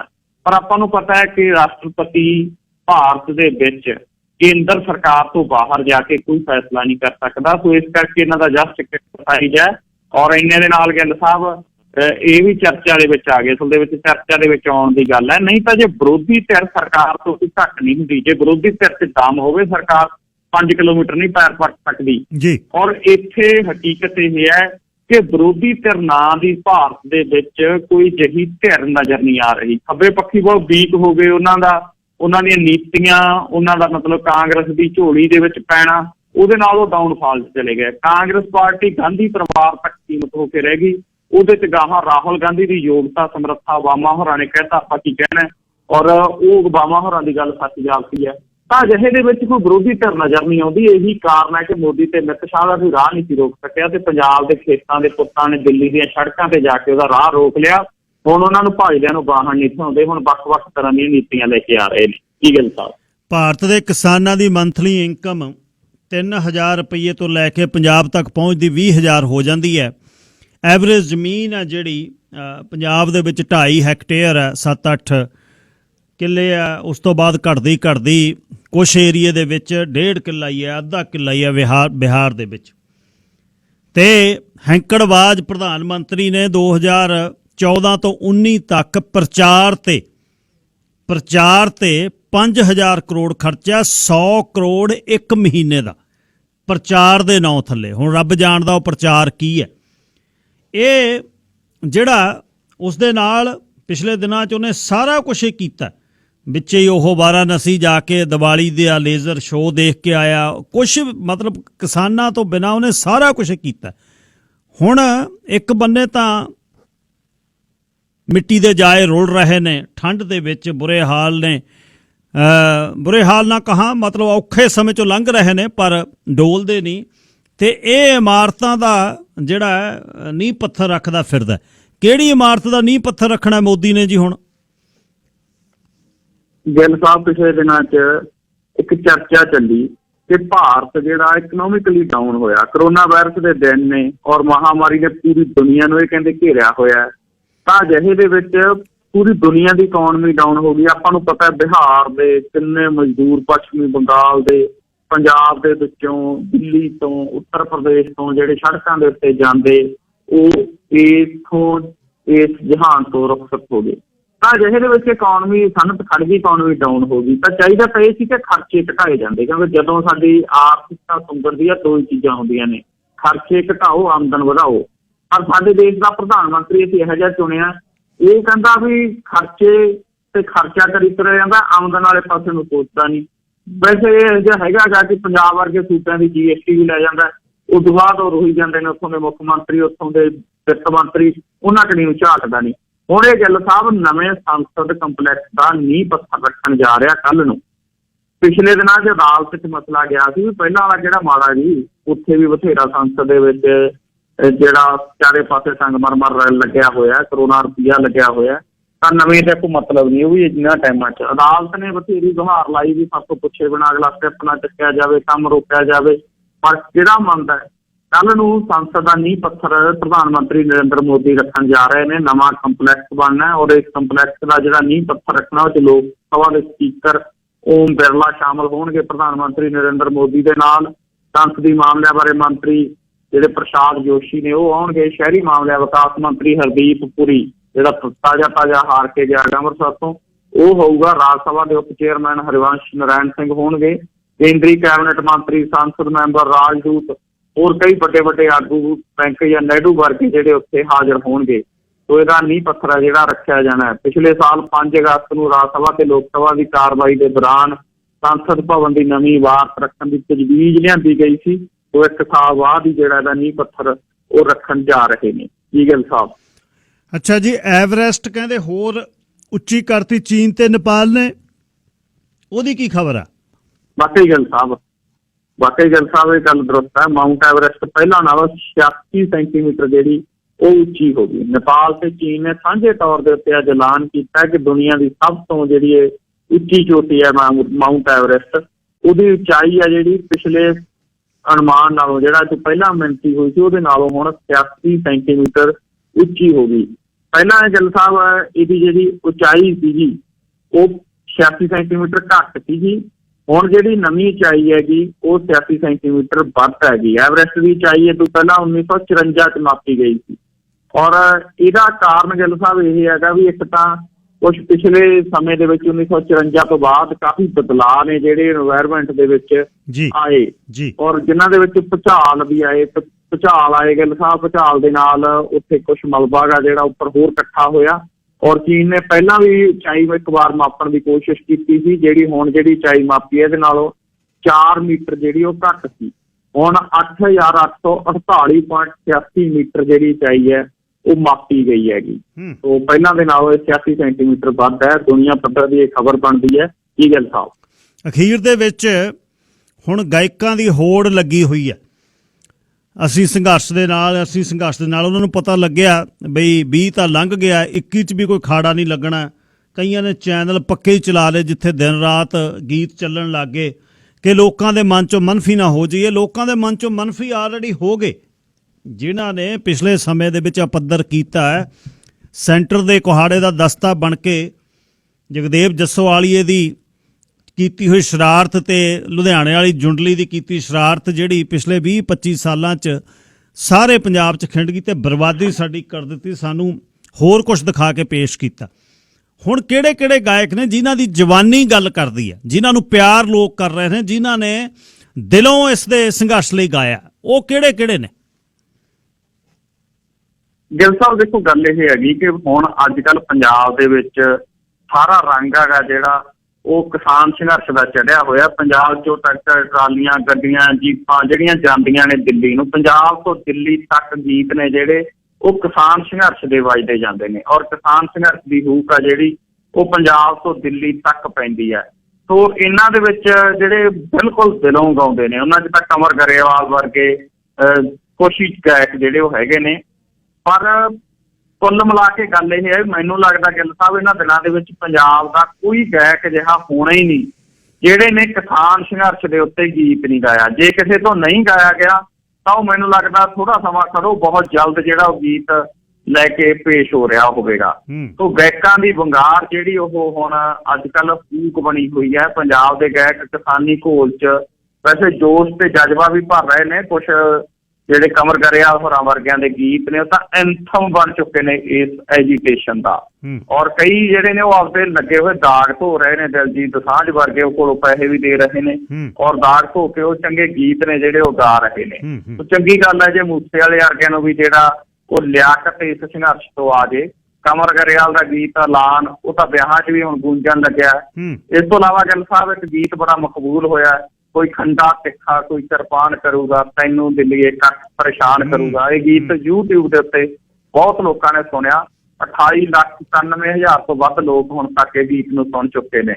ਕਮਰ ਗਰੇਵਾਲ ਤੇ ਹਰਫ ਚੀਮਾ ਦਾ ਗੀਤ 42 ਲੱਖ ਲੋਕਾਂ ਨੇ YouTube ਦੇ ਉੱਤੇ ਇਹ ਤੋਂ ਪਹਿਲਾਂ ਦੇਖ ਚੁੱਕਿਆ ਗਾ। ਵੇਲਾ ਆ ਗਿਆ ਜਾ ਕਿਸਾਨਾਂ, ਸਿਸਟਮ ਦੇ ਹਲਕ 'ਚ ਦੇ ਪਾਨਾ, ਖੇਤ ਤੇਰੇ ਨੇ ਖੋਹਣ ਨੂੰ ਫਿਰਦੇ, ਜੋ ਤੂੰ ਪੱਧਰ ਕੀਤੇ ਐਂਟਰ ਨਾਲ, ਪੇਚਾ ਪੈ ਗਿਆ ਸੈਂਟਰ ਨਾਲ। ਹਰਭਜਨ ਮਾਨ ਦਾ ਗੀਤ ਹੱਕ ਉਹ ਵੀ ਕਾਫੀ ਮਕਬੂਲ ਹੋ ਰਿਹਾ। ਹਰਵਿੰਦਰ ਸਤਲਾ ਦੇ ਲਿਖੇ ਗਏ ਗੀਤ ਦੇ ਬੋਲ ਨੇ, ਕਾਫਲੇ ਤੂਫਾਨ ਵਾਂਗੂ ਚੜੇ ਆਉਂਦੇ ਨੇ, ਅੱਗੇ ਹੋਏ ਰੋਲੇ ਰੋਹ ਨਾਲ ਭਰੇ ਆਉਂਦੇ ਨੇ, ਮਹਿਲਾਂ ਵਿੱਚੋਂ ਨਿਕਲ ਕੇ ਤੱਕ ਦਿੱਲੀਏ, ਮੁੜਦੇ ਨਹੀਂ ਲਏ ਬਿਨਾਂ ਹੱਕ ਦਿੱਲੀਏ।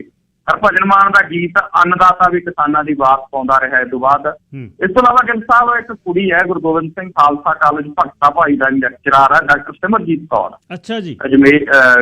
ਅਜਮੇਰ ਸਿੰਘ ਹੋਰੀ ਜਿਹੜੇ ਸਿੱਖ ਫਿਲਾਸਫਰ ਨੇ, ਉਹਨਾਂ ਦੀ ਰਿਸ਼ਤੇਦਾਰ ਹੈ ਕੁੜੀ, ਬਹੁਤ ਨੇੜਲੀ ਰਿਸ਼ਤੇਦਾਰ ਹੈ। ਔਰ ਇਹਦਾ ਵੀ ਗੀਤ ਜਿਹੜਾ ਅੱਜ ਕੱਲ੍ਹ ਕੁੜੀ ਦਾ ਬੜਾ ਮਕਬੂਲ ਹੋਇਆ, ਦਿੱਲੀ ਘੇਰਨ ਚੱਲੇ, ਔਰ ਕਿਸਾਨ ਇਕੱਠਾਂ ਦੇ ਇਹਦਾ ਗੀਤ ਵੀ ਕੁੜੀ ਦਾ ਜਿਹੜਾ ਉਹ ਮੂੰਹ ਚੜ ਗਿਆ। ਇਹਦੇ ਬੋਲ ਨੇ, ਨਾ ਕਰ ਤੜੀਆਂ ਛੱਡਦੇ ਅੜੀਆਂ ਲੋਕ ਨਿਹੱਥੇ ਹੋ ਕੇ, ਇਕੱਠੇ ਦਿੱਲੀ ਘੇਰਨ ਚੱਲੇ। ਇਹ ਗੀਤ ਵੀ ਸੋਸ਼ਲ ਮੀਡੀਆ ਦੇ ਉੱਤੇ ਕਾਫੀ ਮਕਬੂਲ ਹੋਇਆ। ਗੁਰਵਿੰਦਰ ਬਰਾੜ ਦਾ ਗੀਤ ਹੈ ਗਿੱਲ ਸਾਹਿਬ ਦਿੱਲੀਏ, ਉਹ ਵੀ ਨੌਜਵਾਨਾਂ 'ਚ ਜਨੂੰਨ ਭਰ ਰਿਹਾ ਹੈ। ਔਰ ਜਦੋਂ ਕਰੇਗੀ ਖਰਾਬ ਦਿੱਲੀਏ, ਤੇਰੀ ਹਿੱਕ ਉੱਤੇ ਨੱਚੇਗਾ ਪੰਜਾਬ ਵੱਲੀਏ। ਔਰ ਖੇਤਾਂ ਦੇ ਪੁੱਤ ਜਾਗ ਪਏ ਨੇ, ਇਹ ਗੀਤ ਮਨਪ੍ਰੀਤ ਟਵਾਣਾ ਨੇ ਲਿਖਿਆ। ਮਨਪ੍ਰੀਤ ਟਵਾਣਾ ਵੀ ਜਿਹੜਾ ਕਿਸਾਨ ਸੰਘਰਸ਼ ਸੰਬੰਧੀ ਗੀਤ ਲਿਖ ਕੇ ਬੜਾ ਮਕਬੂਲ ਹੋਇਆ। ਗਾਇਕ ਰਾਜਵੀਰ ਜਵੰਦਾ ਦਾ ਗੀਤ ਗਿੱਲ ਸਾਹਿਬ ਬੜਾ ਮਕਬੂਲ ਹੋਇਆ। ਰਾਜਵੀਰ ਜਵੰਦਾ ਉੱਥੇ ਗਿਆ ਵੀ ਸੀ। ਸੁਣ ਦਿੱਲੀਏ, ਉਹਦੇ ਬੋਲ ਵੀ ਜਿਹੜੇ ਧਮਕ ਪਾਉਂਦੇ ਨੇ, ਤੇਰੇ ਮਨ ਵਿੱਚ ਨਾ ਰਹਿ ਜਾਏ ਕੋਈ ਸ਼ੱਕ ਦਿੱਲੀਏ, ਲੈ ਕੇ ਮੁੜਾਂਗੇ ਪੰਜਾਬ ਅਸੀਂ ਹੱਕ ਦਿੱਲੀਏ ਜੀ। ਇਸ ਤੋਂ ਇਲਾਵਾ ਨਿੰਜਾ ਤੇ ਜੱਸੀ ਨੇ ਵੀ ਗਾਣਾ ਗਾਇਆ। ਜੀ ਗਿੱਲ ਸਾਹਿਬ, ਧੰਨਵਾਦ ਬਹੁਤ ਬਹੁਤ। ਤੇ ਹੁਣ ਤੁਸੀਂ ਆਉਣ ਵਾਲੇ ਦਿਨਾਂ 'ਚ ਜਾਣਾ ਕਿ ਹਲੇ ਪਿੰਡੇ ਰੁਕਣਾ? ਜੀ ਗਿੱਲ ਸਾਹਿਬ, ਮੈਂ ਆਉਣ ਵਾਲੇ ਦਿਨਾਂ 'ਚ ਜਾਣਾ। ਮੈਂ ਤਾਂ ਕੱਲ ਨੂੰ ਜਾਣ ਦਾ ਪਹਿਲਾਂ ਇਰਾਦਾ ਬਣਾਈ ਬੈਠਾ ਸੀ, ਪਰ ਅੱਜ ਇੱਕ ਮੇਰੇ ਬੜਾ ਨੇੜਲਾ ਬੰਦਾ, ਉਹਦਾ ਇਹ ਦੱਸੋ ਕੋਈ ਚੂਲਾ ਟੁੱਟ ਗਿਆ ਕਿਸੇ ਦਾ? ਜੀ ਗਿੱਲ ਸਾਹਿਬ, ਉਹ ਨੌਜਵਾਨ ਦਾ ਨਾ ਚੂਲਾ ਟੁੱਟ ਗਿਆ। ਉਹ ਸਵੇਰੇ 6 ਵਜੇ ਟਰਾਲੀ 'ਚ ਉਤਰਨ ਲੱਗਿਆ ਸੀ, ਔਰ ਉਤਰਨ ਲੱਗਿਆ, ਉਹ ਪੈਰ ਉਹਨੂੰ ਲੱਗਿਆ ਕਿਤੇ ਇੱਕ ਟਰਾਲੀ ਮਗਰ ਦੂਜੀ ਟਰਾਲੀ, ਸਾਰੇ ਕਿਸਾਨਾਂ ਦੇ 2-2 ਟਰਾਲੀਆਂ ਪਾਈਆਂ ਹੋਈਆਂ, ਉਹਨੂੰ ਲੱਗਿਆ ਕਿਤੇ ਮੇਰਾ ਪੈਰ ਟਰਾਲੀ ਤੇ ਟਿਕ ਗਿਆ, ਪੈਰ ਟਿਕਿਆ ਨਹੀਂ ਸੀ, ਉਹ ਸੜਕ ਥੱਲੇ ਉੱਤੇ ਡਿੱਗ ਪਿਆ, ਚੂਲਾ ਟੁੱਟ ਗਿਆ, ਫ੍ਰੈਕਚਰ ਹੋ ਗਿਆ। ਉੱਥੋਂ ਹਸਪੀਟਲ ਲੈ ਗਿਆ, ਹਸਪੀਟਲ ਰੈਫਰ ਕੀਤਾ, ਇੱਥੇ ਬਰਨਾਲੇ ਆ ਗਿਆ। ਬਰਨਾਲੇ ਕੱਲ ਨੂੰ ਉਹਦਾ ਆਪਰੇਸ਼ਨ ਹੋਣਾ, ਤੇ ਕੱਲ ਨੂੰ ਉਹਦਾ ਆਪਰੇਸ਼ਨ ਹੋਊ। ਉਸ ਤੋਂ ਬਾਅਦ 1-2 ਦਿਨ ਤੱਕ ਦੁਬਾਰੇ ਦਿੱਲੀ ਗੇੜਾ ਮਾਰਾਂਗੇ ਗਿੱਲ ਸਾਹਿਬ।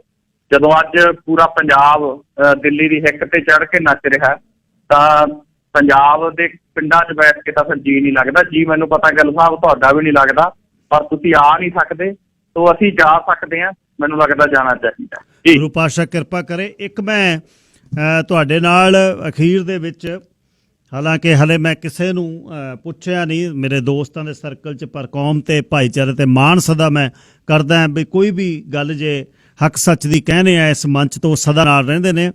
ਇਸ ਨੌਜਵਾਨ ਦਾ ਜਿਹੜੇ ਸ਼ਹੀਦ ਹੋਏ ਨੇ 5-6 ਜਣੇ, ਇਹਨਾਂ ਨੂੰ ਇਸ ਜਿਹੜਾ ਜਿਹਦਾ ਚੂਲਾ ਟੁੱਟਿਆ ਇਸ ਨੌਜਵਾਨ ਦਾ, ਇਹਦੇ ਇਲਾਜ ਵਗੈਰਾ ਦਾ ਖਰਚਾ ਜਿਹੜਾ ਤੁਸੀਂ ਪਤਾ ਕਰਕੇ ਸਾਨੂੰ ਦੱਸਣਾ। ਅਸੀਂ ਇੱਥੋਂ ਕੋਸ਼ਿਸ਼ ਕਰਕੇ ਭੇਜਦੇ ਹਾਂ, 5-4 ਦਿਨਾਂ ਦੇ ਵਿੱਚ ਤੁਹਾਨੂੰ ਪੈਸੇ ਭੇਜਾਂਗੇ।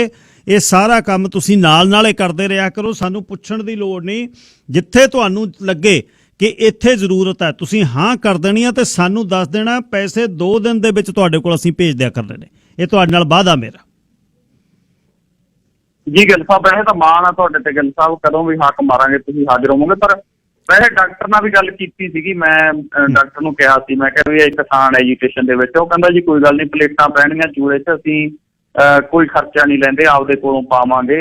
SMO ਨਾਲ CMO ਨਾਲ ਮੈਂ ਗੱਲ ਕੀਤੀ ਕਿ ਕਿਸਾਨ ਐਜੂਕੇਸ਼ਨ ਕਰਕੇ। ਗਿੱਲ ਸਾਹਿਬ, ਗੱਲ ਤਾਂ ਇਹ ਵੀ ਕਿਸਾਨ ਐਜੂਕੇਸ਼ਨ ਕਰਕੇ ਡਾਕਟਰ ਵੀ ਹੁਣ ਬਹੁਤ ਕੋਆਪਰੇਟ ਆ ਜਿਹੜਾ ਉਹ ਕਰ ਰਹੇ ਨੇ। ਉੱਥੋਂ ਵੀ ਜਿਹੜੀ ਐਂਬੂਲੈਂਸ ਭੇਜੀ ਸੋਨੀਪਤ ਤੋਂ, ਹਰਿਆਣੇ ਤੋਂ, ਹਸਪੀਟਲ ਫਿਰ ਡਿਸਟ੍ਰਿਕਟ ਹਸਪੀਟਲ ਸੋਨੀਪਤ ਦਾ, ਉਹਨਾਂ ਨੇ ਵੀ ਐਂਬੂਲੈਂਸ ਆ ਜਿਹੜੀ ਫ੍ਰੀ ਭੇਜੀ। ਕਿਉਂਕਿ ਆਪਾਂ ਨੂੰ ਵੀ ਇਹ ਹੁੰਦਾ ਹੈਗਾ ਵੀ ਇੱਕ ਬੰਦਾ ਕੰਮ ਛੱਡ ਕੇ ਗਿਆ, ਹੁਣ ਇਸ ਤੋਂ ਬਾਅਦ 15 ਦਿਨ ਘਰੇ ਬੈਠੂਗਾ, ਵੀ ਇਹਦਾ ਖਰਚਾ ਪਰਿਵਾਰ ਦਾ ਨਾ ਹੋਵੇ, ਤਾਂ ਕਿ ਹੋਰ ਪਰਿਵਾਰ ਆ ਜਿਹੜੇ ਉਹ ਮੂਵਮੈਂਟ ਦੇ ਨਾਲ ਜੁੜਨ। ਕਿਉਂਕਿ ਮੂਵਮੈਂਟਾਂ ਦੇ ਵਿੱਚ ਬਹੁਤ ਲੋਕਾਂ ਦਾ ਪਿਛਲੇ ਸਮਿਆਂ ਦੇ ਵਿੱਚ ਲਾਸ ਹੋਇਆਗਾ। ਆਪਾਂ ਨੂੰ ਪਤਾ ਪਰਿਵਾਰਾਂ ਦੇ ਪਰਿਵਾਰ ਜਿਹੜੇ ਨੇ, ਤਾਂ ਫਿਰ ਇਹੀ ਹੁੰਦਾ ਗਾ ਕਿ ਕਿਸੇ ਦਾ ਜਿਹੜਾ ਉਹ ਹਾਂ ਦਾ ਨਾਰਾ ਮਾਰਿਆ ਜਾਵੇ। ਸੋ ਤੁਸੀਂ ਮਾਰਦੇ ਹੋ, ਬਹੁਤ ਚੰਗੀ ਗੱਲ ਹੈ। ਵੈਸੇ ਬਹੁਤ ਘੱਟ ਖਰਚਾ ਹੈਗਾ ਜਿਹੜਾ ਆ ਸਕੇ ਆਊਗਾ ਜੀ। ਧੰਨਵਾਦ ਬਹੁਤ ਬਹੁਤ। ਸ਼ੁਭ ਸ਼ਾਮ, ਚੜ੍ਹਦੀ ਕਲਾ 'ਚ ਰਹਿਣਾ, ਤੇ ਕੱਲ ਨੂੰ ਫੇਰ ਸਵੇਰੇ ਆਪਾਂ ਗੱਲਬਾਤ ਕਰਾਂਗੇ। ਰੱਬ ਰਾਖਾ। ਸ਼ੁਕਰੀਆ ਗਿੱਲ ਸਾਹਿਬ, ਤੁਹਾਡਾ ਤੇ ਸਾਰੇ ਸਰੋਤਿਆਂ ਦਾ ਬਹੁਤ ਬਹੁਤ ਧੰਨਵਾਦ। ਸਰਦਾਰ ਨਵਕਿਰਨ ਸਿੰਘ ਪੱਤੀ ਪਿੰਡ ਤੋਂ ਗੱਲਬਾਤ ਕਰ ਰਹੇ ਸੀ। ਰਾਮੂ ਵਾਲੀਏ ਦੀ ਗੱਲ ਸੁਣਾਵਾਂ ਮੈਂ ਇੱਕ ਦਿਨ। ਰਾਮੂ ਵਾਲੀਆ ਹੁਣ ਫੇਰ ਐਕਟਿਵ ਹੋਇਆ ਗੋਤੀ ਹੈ। ਊਂ ਤਾਂ ਕਦੇ ਕਦੇ ਜਦ ਮੈਂ ਗੱਲ ਕਰਦਾ ਤਾਂ ਮੂਹਰੋਂ ਹੱਸ ਕੇ ਫਿਰ ਮੈਨੂੰ ਕਹਿੰਦਾ ਗਿੱਲਾ ਬਾਹਲਾ ਕਰਨਾ ਯਾਰ ਤੂੰ, ਇਸ ਤਰ੍ਹਾਂ ਗੱਲਾਂ ਕਰਦੇ। ਪਿਛਲੇ ਦਿਨੀ ਰਤੇਸ਼ ਲੱਖੀ ਨਾਲ ਲੱਗਿਆ ਹੈ ਬੈਠੇ। ਹੁਣ ਕਿੱਥੋਂ ਮੋੜਾ ਮੋੜਨਾ, ਲੋਕ ਭਲਾਈ ਪਾਰਟੀ ਡੈਂਟੀ ਕਾਰਡ ਇੱਥੇ ਵਿਕੇ ਨੇ। ਜਿਹੜੇ ਚੰਗੇ ਕੰਮ ਕੀਤੇ ਨਾ ਉਹਨਾਂ ਦਾ ਵੀ ਮਾਣ ਹੈ। ਜਿਹੜਾ ਜਾ ਕੇ ਸਾਡੀ ਲੁੱਟ ਜਿਹੜੀ ਹੁੰਦੀ ਸੀ ਏਅਰਪੋਰਟਾਂ 'ਤੇ ਜਿਹੜੀ ਉਹ ਰੋਕੀ, ਉਹਦਾ ਮਾਣ ਹੈ। ਲੋਈ ਦੀ ਬੁੱਕਲ ਮਾਰ ਕੇ ਜਾਂ ਜਾ ਵੜਨਾ, ਕਿਉਂਕਿ ਕਾਮਰੇਡ ਸਰਜੀਤ ਜਿਉਂਦਾ ਸੀ ਜਦ, ਚੜ੍ਹਤ ਸੀ ਪੂਰੀ। ਅਤੇ ਸਫ਼ਰ ਵੀ ਲੰਬਾ, 84 ਤੋਂ ਲੌਂਗੋਵਾਲੀਏ ਸਾਧ ਦਾ ਸੈਕਟਰੀ ਬਣਨ ਤੋਂ ਲੈ ਕੇ ਅਤੇ ਪੂਰੀਆਂ ਛਕਣ ਤੋਂ ਲੈ ਕੇ ਅਤੇ ਫੈਡਰੇਸ਼ਨ ਵਾਲੇ ਫੜਾਉਣ ਤੱਕ ਜਿਹੜਾ ਭੋਮੇ ਉਹਨਾਂ ਨੇ ਦੱਸਿਆ ਸਫ਼ਰ ਬਹੁਤ ਲੰਬਾ। ਉਸ ਸਫ਼ਰ ਤੋਂ ਅੱਗੇ ਬਸ ਪੌੜੀਆਂ ਚੜ੍ਹਦੇ ਕਾਮਰੇਡ ਸਰਜੀਤ ਦਾ ਪੱਲਾ ਫੜ ਲਿਆ। ਗੱਲਬਾਤ ਕਰਨੀ ਆਉਂਦੀ ਸੀ, ਢਾਡੀ ਕਵੀਸ਼ਰੀ ਘਰ 'ਚ ਸੀ, ਪੜ੍ਹਾਈ ਵੀ ਸੀ ਅਤੇ ਜ਼ੋਰ ਲਾਉਂਦੇ ਰਹੇ। ਬਣਿਆ ਵੀ 2-3-4 ਵਾਰ ਤਾਂ MP ਬਣ ਗਏ, ਵਿੱਚੇ ਮਿਨਿਸਟਰ, ਫਿਰ ਵਿੱਚੇ ਘੱਟ ਗਿਣਤੀਆਂ ਚੇਅਰਮੈਨ ਵਗੈਰਾ। ਇਹੋ ਜਿਹੀ ਗੱਲ ਨਹੀਂ, ਚੱਲੀ ਗਿਆ ਕੰਮ। ਜਿਹੜੀ ਹੁਣ ਗੇਮ ਮਾਰੀ, ਤਾਂ ਹੀ ਮੈਂ ਕਿਹਾ ਚੰਦੂ ਮਾਜਰਾ ਬਾਠਲ ਲੈ ਕੇ ਭੇਜਦੀ ਆ, ਉੱਧਰ ਵੀ ਚੱਕਰ ਨਾ ਪੈ ਜਾਵੇ, ਇਉਂ ਹੀ ਭੇਜਿਆ। ਲੱਖੀ ਕਹਿੰਦਾ ਰਤੇਸ਼ ਭਾਈ ਉਹ ਸੁਣਾਓ ਯੂਪੀ ਦੀ। ਕਹਿੰਦਾ ਮੈਂ ਕੀ ਸੁਣਾਉਣੀ ਹੈ, ਚੰਡੀਗੜ੍ਹ ਬੈਠੇ ਸੀ ਅਤੇ ਪੰਜੋਖਰੇ ਸਾਹਿਬ ਮੈਂ ਜਾਂਦਾ ਮੱਥਾ ਟੇਕਣ ਅੰਬਾਲੇ ਕੋਲ। ਕਹਿੰਦਾ ਪੰਜੋਖਰੇ ਸਾਹਿਬ ਮੈਂ ਮੱਥਾ ਟੇਕਿਆ ਗੁਰੂ ਹਰਕ੍ਰਿਸ਼ਨ ਪਾਤਸ਼ਾਹ ਜੀ ਦਾ, ਮੇਰੇ ਕੰਨਾਂ 'ਚ ਆਵਾਜ਼ ਆਈ ਕਿ ਪੂਰਬ ਦੇਸ਼ ਕੋ ਚਲੋ। ਲੱਖੀ ਵੀ ਹੱਸ ਰਿਹਾ ਸੀ ਮੂਹਰੇ। ਕਹਿੰਦਾ ਮੈਂ ਕਿਹਾ ਪੂਰਬ ਦੇਸ਼ ਕਿਹੜਾ ਹੋ ਸਕਦਾ। ਓਹੋ, ਫਿਰ ਮੇਰੇ ਕਹਿੰਦਾ ਮਨ 'ਚ ਆਇਆ, ਓਏ ਇਹ ਤਾਂ ਆਪਣਾ ਉੱਥੇ ਮੁਲਾਇਮ ਸਿੰਘ ਯਾਦਵ ਬਣਿਆ ਪਿਆ ਚੀਫ ਮਿਨਿਸਟਰ, ਉੱਧਰ ਦਾ ਸੁਨੇਹਾ। ਕਹਿੰਦਾ ਘਰ ਵਾਲੀ ਨੂੰ ਮੈਂ ਕਿਹਾ ਟੈਚੀ 'ਚ ਕੱਪੜੇ ਪਾ ਦੇ, ਦੱਸੀ ਨਾ ਕਿਸੇ ਨੂੰ ਕਿੱਥੇ ਜਾਣਾ। ਕਹਿੰਦਾ ਮੋਗੇ ਮੈਂ ਗਿਆ ਆਪਣੀ, ਕਹਿੰਦਾ ਮੈਂ ਵੋਟ ਕਟਾਈ, ਗੱਡੀ ਫੜੀ, ਸਿੱਧੀ ਲਖਨਊ। ਕਹਿੰਦਾ ਜਾ ਕੇ ਮੈਂ ਮੁਲਾਇਮ ਸਿੰਘ ਯਾਦਵ ਨੂੰ ਜਾ ਕੇ ਮਿਲਿਆ। ਕਹਿੰਦਾ ਮੁਲਾਇਮ ਸਿੰਘ ਯਾਦਵ ਨੇ ਅਖਿਲੇਸ਼ ਯਾਦਵ ਮੁੰਡੇ ਨੂੰ ਆਪਣੇ ਹਾਕ ਮਾਰਿਆ। ਕਹਿੰਦਾ ਇਧਰ ਆ ਸ਼ੋਰੇ, ਜਾਂ ਲੈ ਕੇ ਜਾ ਰਾਮੂ ਵਾਲੇ ਜੀ ਕੋ ਇਨਕੋ ਟਿਕਟ ਦਵਾ ਕੇ ਲੈ। ਕਹਿੰਦਾ ਮੈਂ ਕਿਹਾ ਟਿਕਟ ਕਾਹਦੀ, ਮੈਂ ਤਾਂ ਤੁਹਾਨੂੰ ਮਿਲਣ ਆਇਆ ਉਈਓ ਮਜਾਜ ਪੁਰਸ਼ੀ ਲਈ। ਉਹ ਨਾ ਜਾਓ। ਕਹਿੰਦਾ ਜਦ ਮੈਂ ਉੱਥੋਂ ਆਇਆ, ਕਹਿੰਦਾ ਅਖਿਲੇਸ਼ ਯਾਦਵ ਨੇ ਵੋਟ ਬਣਾ ਕੇ ਮੇਰੇ ਜੇਬ 'ਚ ਪਾਤੀ। ਦੂਜੇ ਦਿਨ ਕਹਿੰਦਾ ਸਾਜਰੇ ਤਿਆਰ ਹੋ ਜਾਓ। ਫੇਰ ਕਹਿੰਦਾ ਮੈਂ ਤਿਆਰ ਹੋ ਗਿਆ, ਗਵਰਨਰ ਹਾਊਸ ਲੈ ਗਏ, ਸਹੁੰ ਚੁਕਾ ਦੀ। ਕਹਿੰਦਾ ਐਂ ਬਣ ਗਿਆ ਬਸ ਇਹੀ ਇਸ ਤਰ੍ਹਾਂ ਹੀ ਬਣਦਾ ਮੈਂ। ਗੱਲਾਂ ਗਿਣੀਆਂ ਕੁਛ, ਕੰਮ ਗਿਣੇ ਕੁਛ। ਹੁਣ ਅਖੀਰ 'ਚ ਵਿੱਚ ਰੋਇਆ ਵੀ 2 ਵਾਰ ਗੱਲਾਂ ਕਰਦਾ। ਕਹਿੰਦਾ ਬਾਹਰ ਦਾ ਇੱਕ ਬੇਬੇ ਖੜੀ ਕਿ ਮੈਂ ਆਪਣੀ ਕੁੜੀ ਨੂੰ ਚੜ੍ਹਾਉਣ ਆਇਆ, ਜਦ ਕਹਿੰਦਾ ਏਅਰਪੋਰਟ ਦੀ ਮੈਂ ਤੋਰੀ। ਕਹਿੰਦਾ ਮੈਨੂੰ ਕਹਿੰਦੀ ਰਾਮੂ ਵਾਲੀਆਂ। ਕਹਿੰਦਾ ਮੈਂ ਕਿਹਾ ਹਾਂ। ਕਹਿੰਦੀ ਮੈਂ ਵੀ ਮੋਗੇ ਤੋਂ ਆ, ਤੁਹਾਨੂੰ ਸ਼ਰਮ ਨਹੀਂ ਆਉਂਦੀ ਇੱਥੇ ਤੁਰੇ ਫਿਰ। ਕਹਿੰਦਾ ਮੈਂ ਗੋਡੀ ਹੱਥ ਲਾਤਾ। ਮੈਂ ਕਿਹਾ ਰੋ ਪਿਆ ਮੈਂ, ਉਹ ਵੀ ਰੋ ਪਈ। ਉਹ ਕਹਿੰਦਾ ਧੀਆਂ ਦੀ ਇੱਥੇ ਬੇਇੱਜ਼ਤੀ ਹੁੰਦੀ ਆ, ਤੂੰ ਤੁਰਿਆ ਫਿਰਦੇ ਹੋ ਇੱਥੇ, ਤੁਸੀਂ ਬਣੇ ਮੰਤਰੀ। ਇਉਂ ਕਹਿੰਦਾ ਏਅਰਪੋਰਟ ਦੀ ਮੈਂ ਤੋਰੀ। ਕੰਮ ਵੀ ਕੀਤੇ, ਪਰ ਹੁਣ ਐਕਸ਼ਨ 'ਚ ਆ ਫੇਰ ਕੰਮ। ਪਾਰਟੀ ਕਹਿੰਦਾ ਮੇਰੇ ਕੋਈ ਨਹੀਂ, ਪਰ ਢੀਂਡ ਸਿਉਣੀ ਵਧੀਆ ਬੰਦੇ ਬਹੁਤ ਨੇ। ਹੁਣ ਗੁਣਾ ਅਖੀਰਲੀ ਉਮਰ ਦੇ ਵਿੱਚ ਹਲੇ ਗੱਲਬਾਤ ਪੂਰੀ ਕਾਇਮ ਹੈ ਅਤੇ ਗੱਲਬਾਤ ਕਰਨੀ ਆਉਂਦੀ ਹੈ। ਹੁਣ ਜਾਂਦੇ ਨੇ ਨਾ ਜੁਗਾੜ ਕੋਈ ਬੰਨ੍ਹਣਾ 22 ਵਾਲੀਆਂ ਇਲੈਕਸ਼ਨਾਂ 'ਚ, ਵੇਖਿਓ ਆਉਣ ਵਾਲੇ ਦਿਨਾਂ 'ਚ। ਤੁਹਾਨੂੰ ਮੈਂ ਕਵੀਸ਼ਰੀ ਸੁਣਾਉਣ ਤੋਂ ਪਹਿਲਾਂ ਬੈਂਕੇ ਉਹਨਾਂ ਦੀ ਇੱਕ ਕਾਲਰ ਨੇ ਸਰਾ ਮੁਕੰਦ ਸਿੰਘ ਗਿੱਲ, ਉਹਨਾਂ ਨਾਲ ਗੱਲ ਕਰ ਦਵਾਂ। ਜੈਸ ਬਾਜਵਾ ਮੁੰਡੇ ਨੇ ਵੀ ਬੜੇ ਗੀਤ ਇਸ ਸੰਘਰਸ਼ 'ਚ ਗਾਏ ਨੇ, ਉਹਨਾਂ ਦਾ ਵੀ ਨਾਂ ਜਿਹੜਾ ਲੈਣਾ ਬਣਦਾ ਜੈਸ ਬਾਜਵੇ ਦਾ। ਸਰਾ ਮੁਕੰਦ ਸਿੰਘ ਗਿੱਲ ਜੀ, ਤੁਸੀਂ ਏਅਰ 'ਤੇ ਹੋ। ਗਿੱਲ ਸਾਹਿਬ ਬਹੁਤ ਸਤਿਕਾਰ ਸਾਹਿਬ, ਸਤਿ ਸ੍ਰੀ ਅਕਾਲ। ਸਤਿ ਸ਼੍ਰੀ ਅਕਾਲ ਬਾਈ ਜੀ। ਮੈਂ ਤੁਹਾਡੀ ਗੱਲ ਰਾਮੂਗਾ ਦੀ ਸੁਣ ਕੇ ਮੇਰੇ ਯਾਦ ਆ ਗਿਆ। ਮੈਂ ਇੱਥੋਂ ਗਿਆ ਤੇ ਰਾਤ ਦੇ 2 ਵਜੇ ਫਲਾਈਟ ਤੋਂ ਦਿੱਲੀ ਉਤਰਿਆ, ਚੱਪਲਾਂ ਪਾਈਆਂ ਤੇ ਕੁੜਤਾ ਪਜਾਮਾ ਪਾਇਆ ਰਾਮੂਵਾਲ ਸਾਹਿਬ ਦੇ। ਸਾਡਾ ਗੁਆਂਢੀ ਹੋਣ ਦੇ ਨਾਤੇ ਮੇਰਾ ਪਿੰਡ ਵੀ ਵਾਘੇ ਪੁਰਾਣੇ ਕੋਲ ਮਾਨੂ ਕੇ ਗਿੱਲ ਸੀ ਤੇ ਵੱਡੇ ਭਰਾ ਮੇਰੇ ਸਰਪੰਚ ਦੇ ਨਾਲ ਬਹੁਤ ਆਉਣੀ ਜਾਣੀ ਸੀ ਇਹਨਾਂ ਦੀ ਅਕਾਲੀ ਦਲ 'ਚ। ਮੇਰਾ ਖਿਆਲ ਹੈ ਬਈ ਉਦੋਂ ਪਹਿਲਾਂ ਸਾਡੀ ਖੱਜਲ ਖੁਆਰੀ ਬਹੁਤ ਹੁੰਦੀ, ਬਹੁਤ ਜ਼ਿਆਦਾ। ਉਹਨਾਂ ਨੇ ਜਦੋਂ ਪਾ ਕੇ ਉਦੋਂ ਬਾਅਦ ਕੁਐਸਚਨ ਕੀਤਾ ਬਈ ਤੁਹਾਨੂੰ, ਮੈਨੂੰ ਕਹਿੰਦਾ ਗਿੱਲ ਸਾਹਿਬ ਤੁਹਾਨੂੰ ਕੋਈ ਤੰਗੀ ਆਉਂਦੀ ਇੱਥੇ? ਮੈਂ ਕਿਹਾ ਜੀ ਸਾਨੂੰ ਸਿਰਫ ਇੰਨਾ ਕੀ ਹੈ ਬਈ ਜਿਹੜਾ 2 ਮਿੰਟ ਲੱਗਦੇ ਨਾ ਉੱਥੋਂ ਕੱਢਣ ਤੋਂ ਸਾਨੂੰ, ਤੇ ਸਾਨੂੰ ਕਈ ਵਾਰ 20 ਮਿੰਟ ਲੱਗਦੇ ਆ ਤਾਂ ਘਾਟਾ, ਤੇ ਸਾਡਾ ਖੜਾ ਨਹੀਂ ਛੁੱਟਦਾ। ਟੈਚੀ ਘਲਾਓ, ਫਲਾਨਾ ਕਰਾਓ, ਦੇ ਕੇ ਨੇ ਪੈਸੇ ਦਿਓ। ਮੇਰਾ ਖਿਆਲ ਹੈ ਵੀ ਜਿਹਨੂੰ ਕ੍ਰੈਡਿਟ ਦੇਣਾ ਬਣਦਾ, ਮੇਰਾ ਖਿਆਲ ਹੈ ਇਹ 'ਚ ਕੋਈ ਸ਼ੱਕ ਵਾਲੀ ਗੱਲ ਨਹੀਂ ਕਿ ਕਿਸਮਤ ਦਾ ਭਰੀ ਤਾਂ ਹੈਗਾ ਹੀ ਹੈਗਾ, ਇਹ ਸ਼ੱਕ ਵਾਲੀ ਗੱਲ ਨਹੀਂ। ਜਿਵੇਂ ਤੁਸੀਂ ਸੁਣਿਆ ਯੂਪੀ ਜਾ ਕੇ ਮੰਤਰੀ ਬਣ ਜਾਣਾ ਬਿਨਾਂ ਕਿਸੇ ਗੱਲਬਾਤ ਤੋਂ, ਤੇ ਐਵੇਂ ਜਦੋਂ ਵੀ ਚੋਣ ਜਿੱਤਿਆ, ਮੈਂ ਉਦੋਂ ਜਦੋਂ ਖੜਾ ਸੀਗਾ ਚੋਣ 'ਚ ਮੁਕਤਸਰ ਵਾਲੇ ਏਰੀਏ 'ਚ, ਤੇ ਮੇਰੀ ਉੱਥੇ ਡਿਊਟੀ ਲੱਗੀ ਸੀ। ਮੇਰਾ ਖਿਆਲ ਹੈ ਉਦੋਂ ਸਰ ਗੁਰਮੀਤ ਸਿੰਘ ਦੀ ਹੱਕ ਬਣਦਾ ਸੀ, ਤੇ ਉਦੋਂ ਖੋਹ ਕੇ ਇਹਨਾਂ ਨੂੰ ਸੰਤ ਲੌਂਗੋਵਾਲ ਨੇ ਇਹਨੂੰ ਟਿਕਟ ਦੇਤੀ, ਜਿੱਤ ਕੇ ਸੈਂਟਰ 'ਚ ਹਰਕਿਸ਼ਨ ਸਰਜੀਤ ਨਾਲ ਰਿਹਾ। ਕਿਵੇਂ ਰਿਹਾ? ਇਹਨੂੰ ਦਾ ਪੇਜ ਤਾਂ ਉਡਾਉਣਾ ਆਉਂਦਾ ਗਿੱਲ ਸਾਹਿਬ, ਕੋਈ ਸ਼ੱਕ ਵਾਲੀ ਗੱਲ ਨਹੀਂ, ਪਰ ਮਿਹਨਤੀ ਬਹੁਤ ਹੈ, ਕੰਮ ਬਹੁਤ ਕਰਦਾ, ਮਿਹਨਤੀ ਬਹੁਤ ਹੈ। 2 ਵਜੇ ਰਾਤ ਦੇ ਮੈਂ ਤੁਹਾਨੂੰ ਦੱਸਦਾ ਵੀ ਚੱਪਲਾਂ ਪਾਈਆਂ ਵੀ ਜਿਹੜੀਆਂ ਜੂਸ਼ ਚੱਪਲਾਂ ਹੁੰਦੀਆਂ, ਤੇ ਕੁੜਤਾ ਪਜਾਮਾ ਪਾਇਆ ਤੇ ਸਿਰ ਤੇ ਡੋਟਾ ਵਰੇਟਿਆ, ਔਰ ਉੱਥੇ ਸਾਰੇ 에ਅਰਫੋਰਸ ਤੇ ਇਹ ਗੱਲ ਹੋ ਗਈ ਸੀ ਬਈ ਕੋਈ ਪੈਸਾ ਨਾਲ ਰਾਮਗੜ੍ਹੀ ਆਪਾਂ ਨੇ ਕਿੱਥੇ ਖੜਾ ਹੋਊਗਾ। ਬਿਲਕੁਲ ਠੀਕ ਹੈ ਜੀ, ਬਹੁਤ ਧੰਨਵਾਦ ਤੁਹਾਡਾ ਜੀ। ਧੰਨਵਾਦ ਜੀ। ਜਿਹੜੀ ਮਿਡਲ ਈਸਟ ਦੇ ਮੈਂ ਉਹ 5-6 ਸਾਲ 91-97 ਤਾਂ ਦੇਖਿਆ, ਬਹੁਤ ਲੁੱਟ ਕਰਦੇ। ਜਿਹੜੀਆਂ ਫਲਾਈਟਾਂ ਅਰਬ ਦੇਸ਼ਾਂ 'ਚੋਂ ਉਤਰਦੀਆਂ, ਬਾ ਇਹ ਦੇਖ ਲੈ, ਜੇ ਕਿਸੇ ਪੱਗ ਵਾਲੇ ਕੋਲ ਚਲੇ ਜਾਵੇਂ, ਕਸਟਮ ਵਾਲੇ ਕੋਲ, ਉਹਦਾ ਕਹਿੰਦਾ ਕੱਪੜੇ ਲਾ ਦੇ। ਇਹ ਦੇਖ ਲੈ, ਸਿੱਧਾ ਹੀ ਸਾਨੂੰ ਕਹਿੰਦੇ ਤੇਰੇ ਟੈਚੀ 'ਚ ਅੱਧਾ ਕਿਲੋ ਸੋਨਾ। ਐਵੇਂ ਮੈਨੂੰ ਕਹਿ ਬੈਠਾ, ਮੈਂ ਕਿਹਾ ਤੂੰ ਆਹ ਫੜ ਟੈਚੀ, ਮੈਨੂੰ ਲੱਖ ਰੁਪਈਆ ਹੀ ਦੇ ਦੇ ਭਾਰਤ ਦਾ, ਅੱਧਾ ਕਿਲੋ ਸੋਨਾ ਤੇਰਾ। ਮਤਲਬ ਉੱਥੇ ਬਹੁਤ ਜ਼ਿਆਦਾ ਤੰਗ ਕਰਦੇ ਸੀ। ਇਹ ਅਸਲ ਤੁਹਾਨੂੰ ਠੁੰਮਣਾ ਤਾਂ ਦੇ ਦਿੰਦਾ ਰਾਜਨੀਤੀ 'ਚ ਕੋਈ, ਜੇ ਕਹੋ ਵੀ ਤੁਹਾਡਾ ਬਾਂਹ ਫੜ ਕੇ ਤੁਹਾਨੂੰ ਮੁੱਖ ਮੰਤਰੀ ਦੀ ਕੋਈ ਅਹੁਦੇ ਤੇ ਲੈ ਜਾਵੇ, ਇਹ ਬੜਾ ਔਖਾ।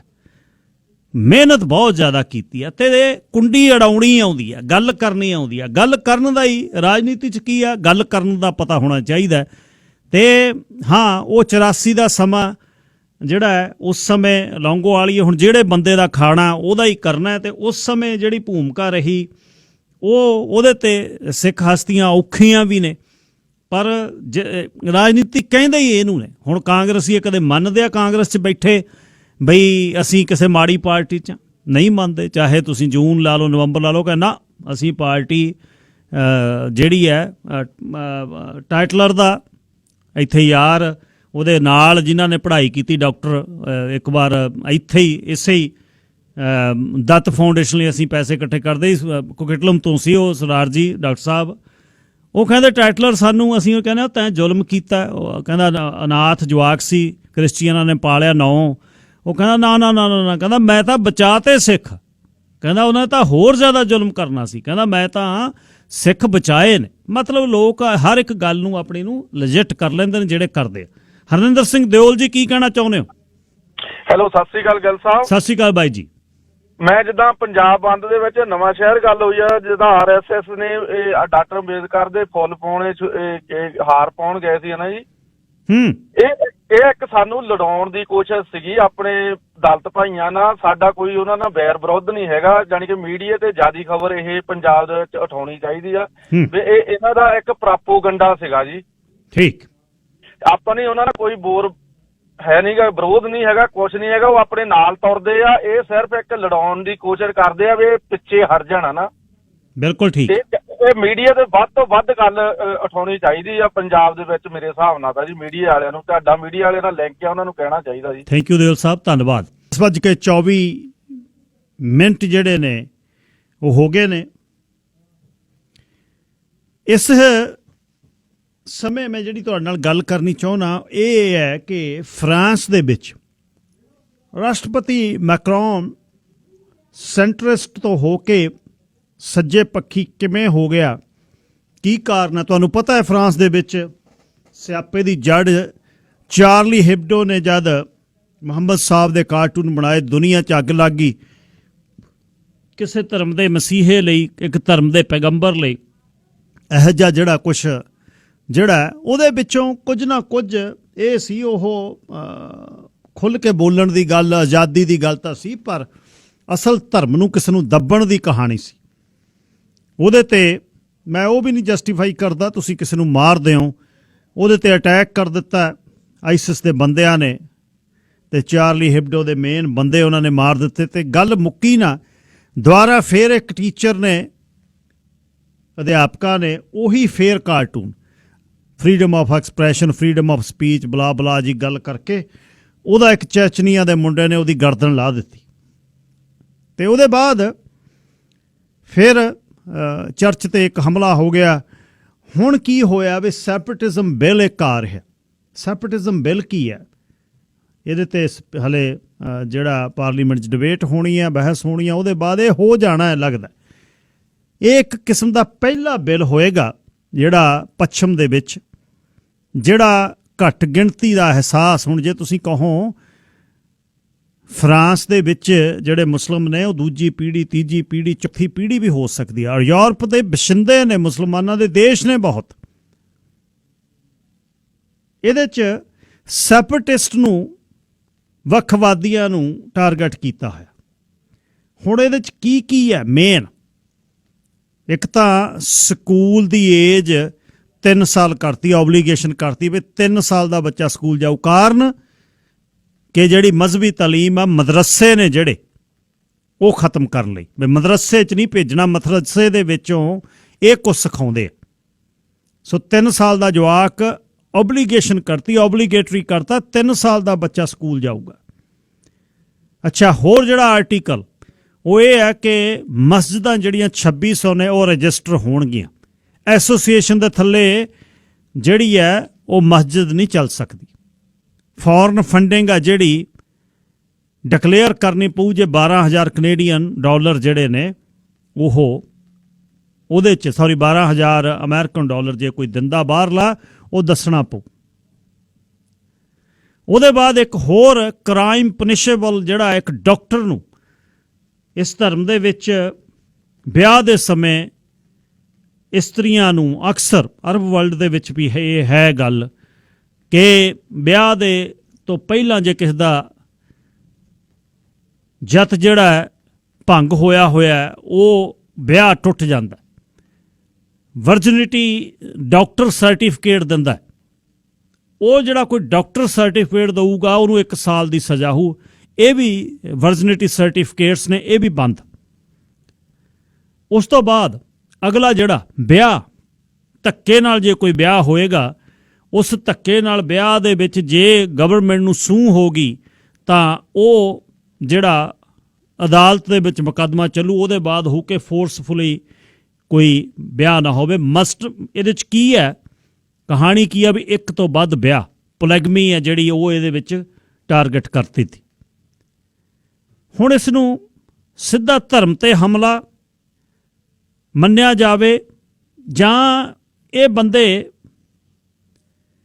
ਫਰੀडम ਆਫ ਸਪੀਚ ਦੇ ਥੱਲੇ, ਜਿਹਦੇ ਵਿੱਚ ਤੁਸੀਂ ਇੱਕ ਧਰਮ ਦੇ ਪੈਗੰਬਰ ਦਾ ਤੁਸੀਂ ਮਜ਼ਾਕ ਉਡਾਉਂਦੇ ਹੋ, ਇਹ ਕਿੱਥੇ ਲਿਖੀ ਹੈ ਗੱਲ? ਔਰ ਕਿੱਥੋਂ ਕਿੱਥੇ ਮੈਕਰੋਨ ਚਲ ਗਿਆ? ਹੁਣ ਇਹਨੂੰ ਸਮਝੋ ਇਹ 'ਚ ਕਹਾਣੀ ਕੀ ਆ। ਪਿਛਲੇ ਦਿਨੀ ਉਹਨਾਂ ਨੇ 76 ਮਸਜਿਦਾਂ ਬੰਦ ਕੀਤੀਆਂ। 66 ਬੰਦੇ ਮਾਈਗ੍ਰੈਂਟ ਸੀ ਜਿਹੜੇ, ਉਹ ਡਿਪੋਰਟ ਕੀਤੇ।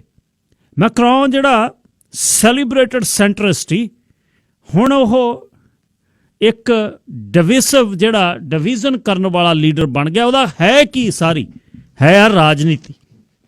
ਵੀ ਰਾਜਨੀਤੀ ਦੇ ਵਿੱਚ ਵੋਟਾਂ ਕਿੱਥੇ ਪੈਂਦੀਆਂ? ਹੁਣ ਜਿਹੜਾ ਮੋਦੀ ਹੰਕਾਰਿਆ ਫਿਰਦਾ ਹੈ, ਮੋਦੀ ਦਾ ਹੰਕਾਰ ਦੇ ਪਿੱਛੇ ਉਹਨੂੰ ਪਈਆਂ ਵੋਟਾਂ ਨੇ। ਉਹ ਕਹਿੰਦਾ ਵੀ ਸਾਡਾ ਕਿਹੜਾ ਲੁਕਿਆ ਹੋਇਆ, 1 ਨੇਸ਼ਨ 1 ਰਿਲੀਜਨ 1 ਨੇਸ਼ਨ, ਤੇ ਨਾਲ ਹੀ ਇੱਕ ਭਾਸ਼ਾ। ਤੇ ਜਿਹਦੇ ਅਡਵਾਨੀ ਵਰਗਿਆਂ ਨੇ ਸਹੁੰ ਚੱਕ ਕੇ ਕਿਹਾ ਦੇਸ਼ 'ਚ ਰਹਿਣਾ ਤਾਂ ਹਿੰਦੂ ਬਣ ਕੇ ਰਹਿਣਾ ਪਊ, ਤੇ ਉਹਨੂੰ ਜਦ ਵੋਟਾਂ ਪੈਂਦੀਆਂ ਨੇ ਉਹ ਕਿਸਾਨਾਂ ਨੂੰ ਵੱਢੇ ਕਿਉਂ ਨਾ, ਉਹ ਮੁਸਲਮਾਨਾਂ ਨੂੰ ਵੱਢੇ ਕਿਉਂ ਨਾ, ਰੱਥ ਅਡਵਾਨੀ ਦਾ ਘੱਟ ਗਿਣਤੀਆਂ ਤੇ ਚੜ੍ਹੇ ਕਿਉਂ ਨਾ ਗੁਜਰਾਤ ਦੇ ਵਿੱਚ ਮਕਬਰੇ ਉਹ ਢਾਉਣ, ਕਿਉਂ ਨਾ ਗੁਜਰਾਤ 'ਚ ਗਰਭ 'ਚੋਂ ਕੱਢ ਜਵਾਕ ਉਹ ਮਾਰਨ।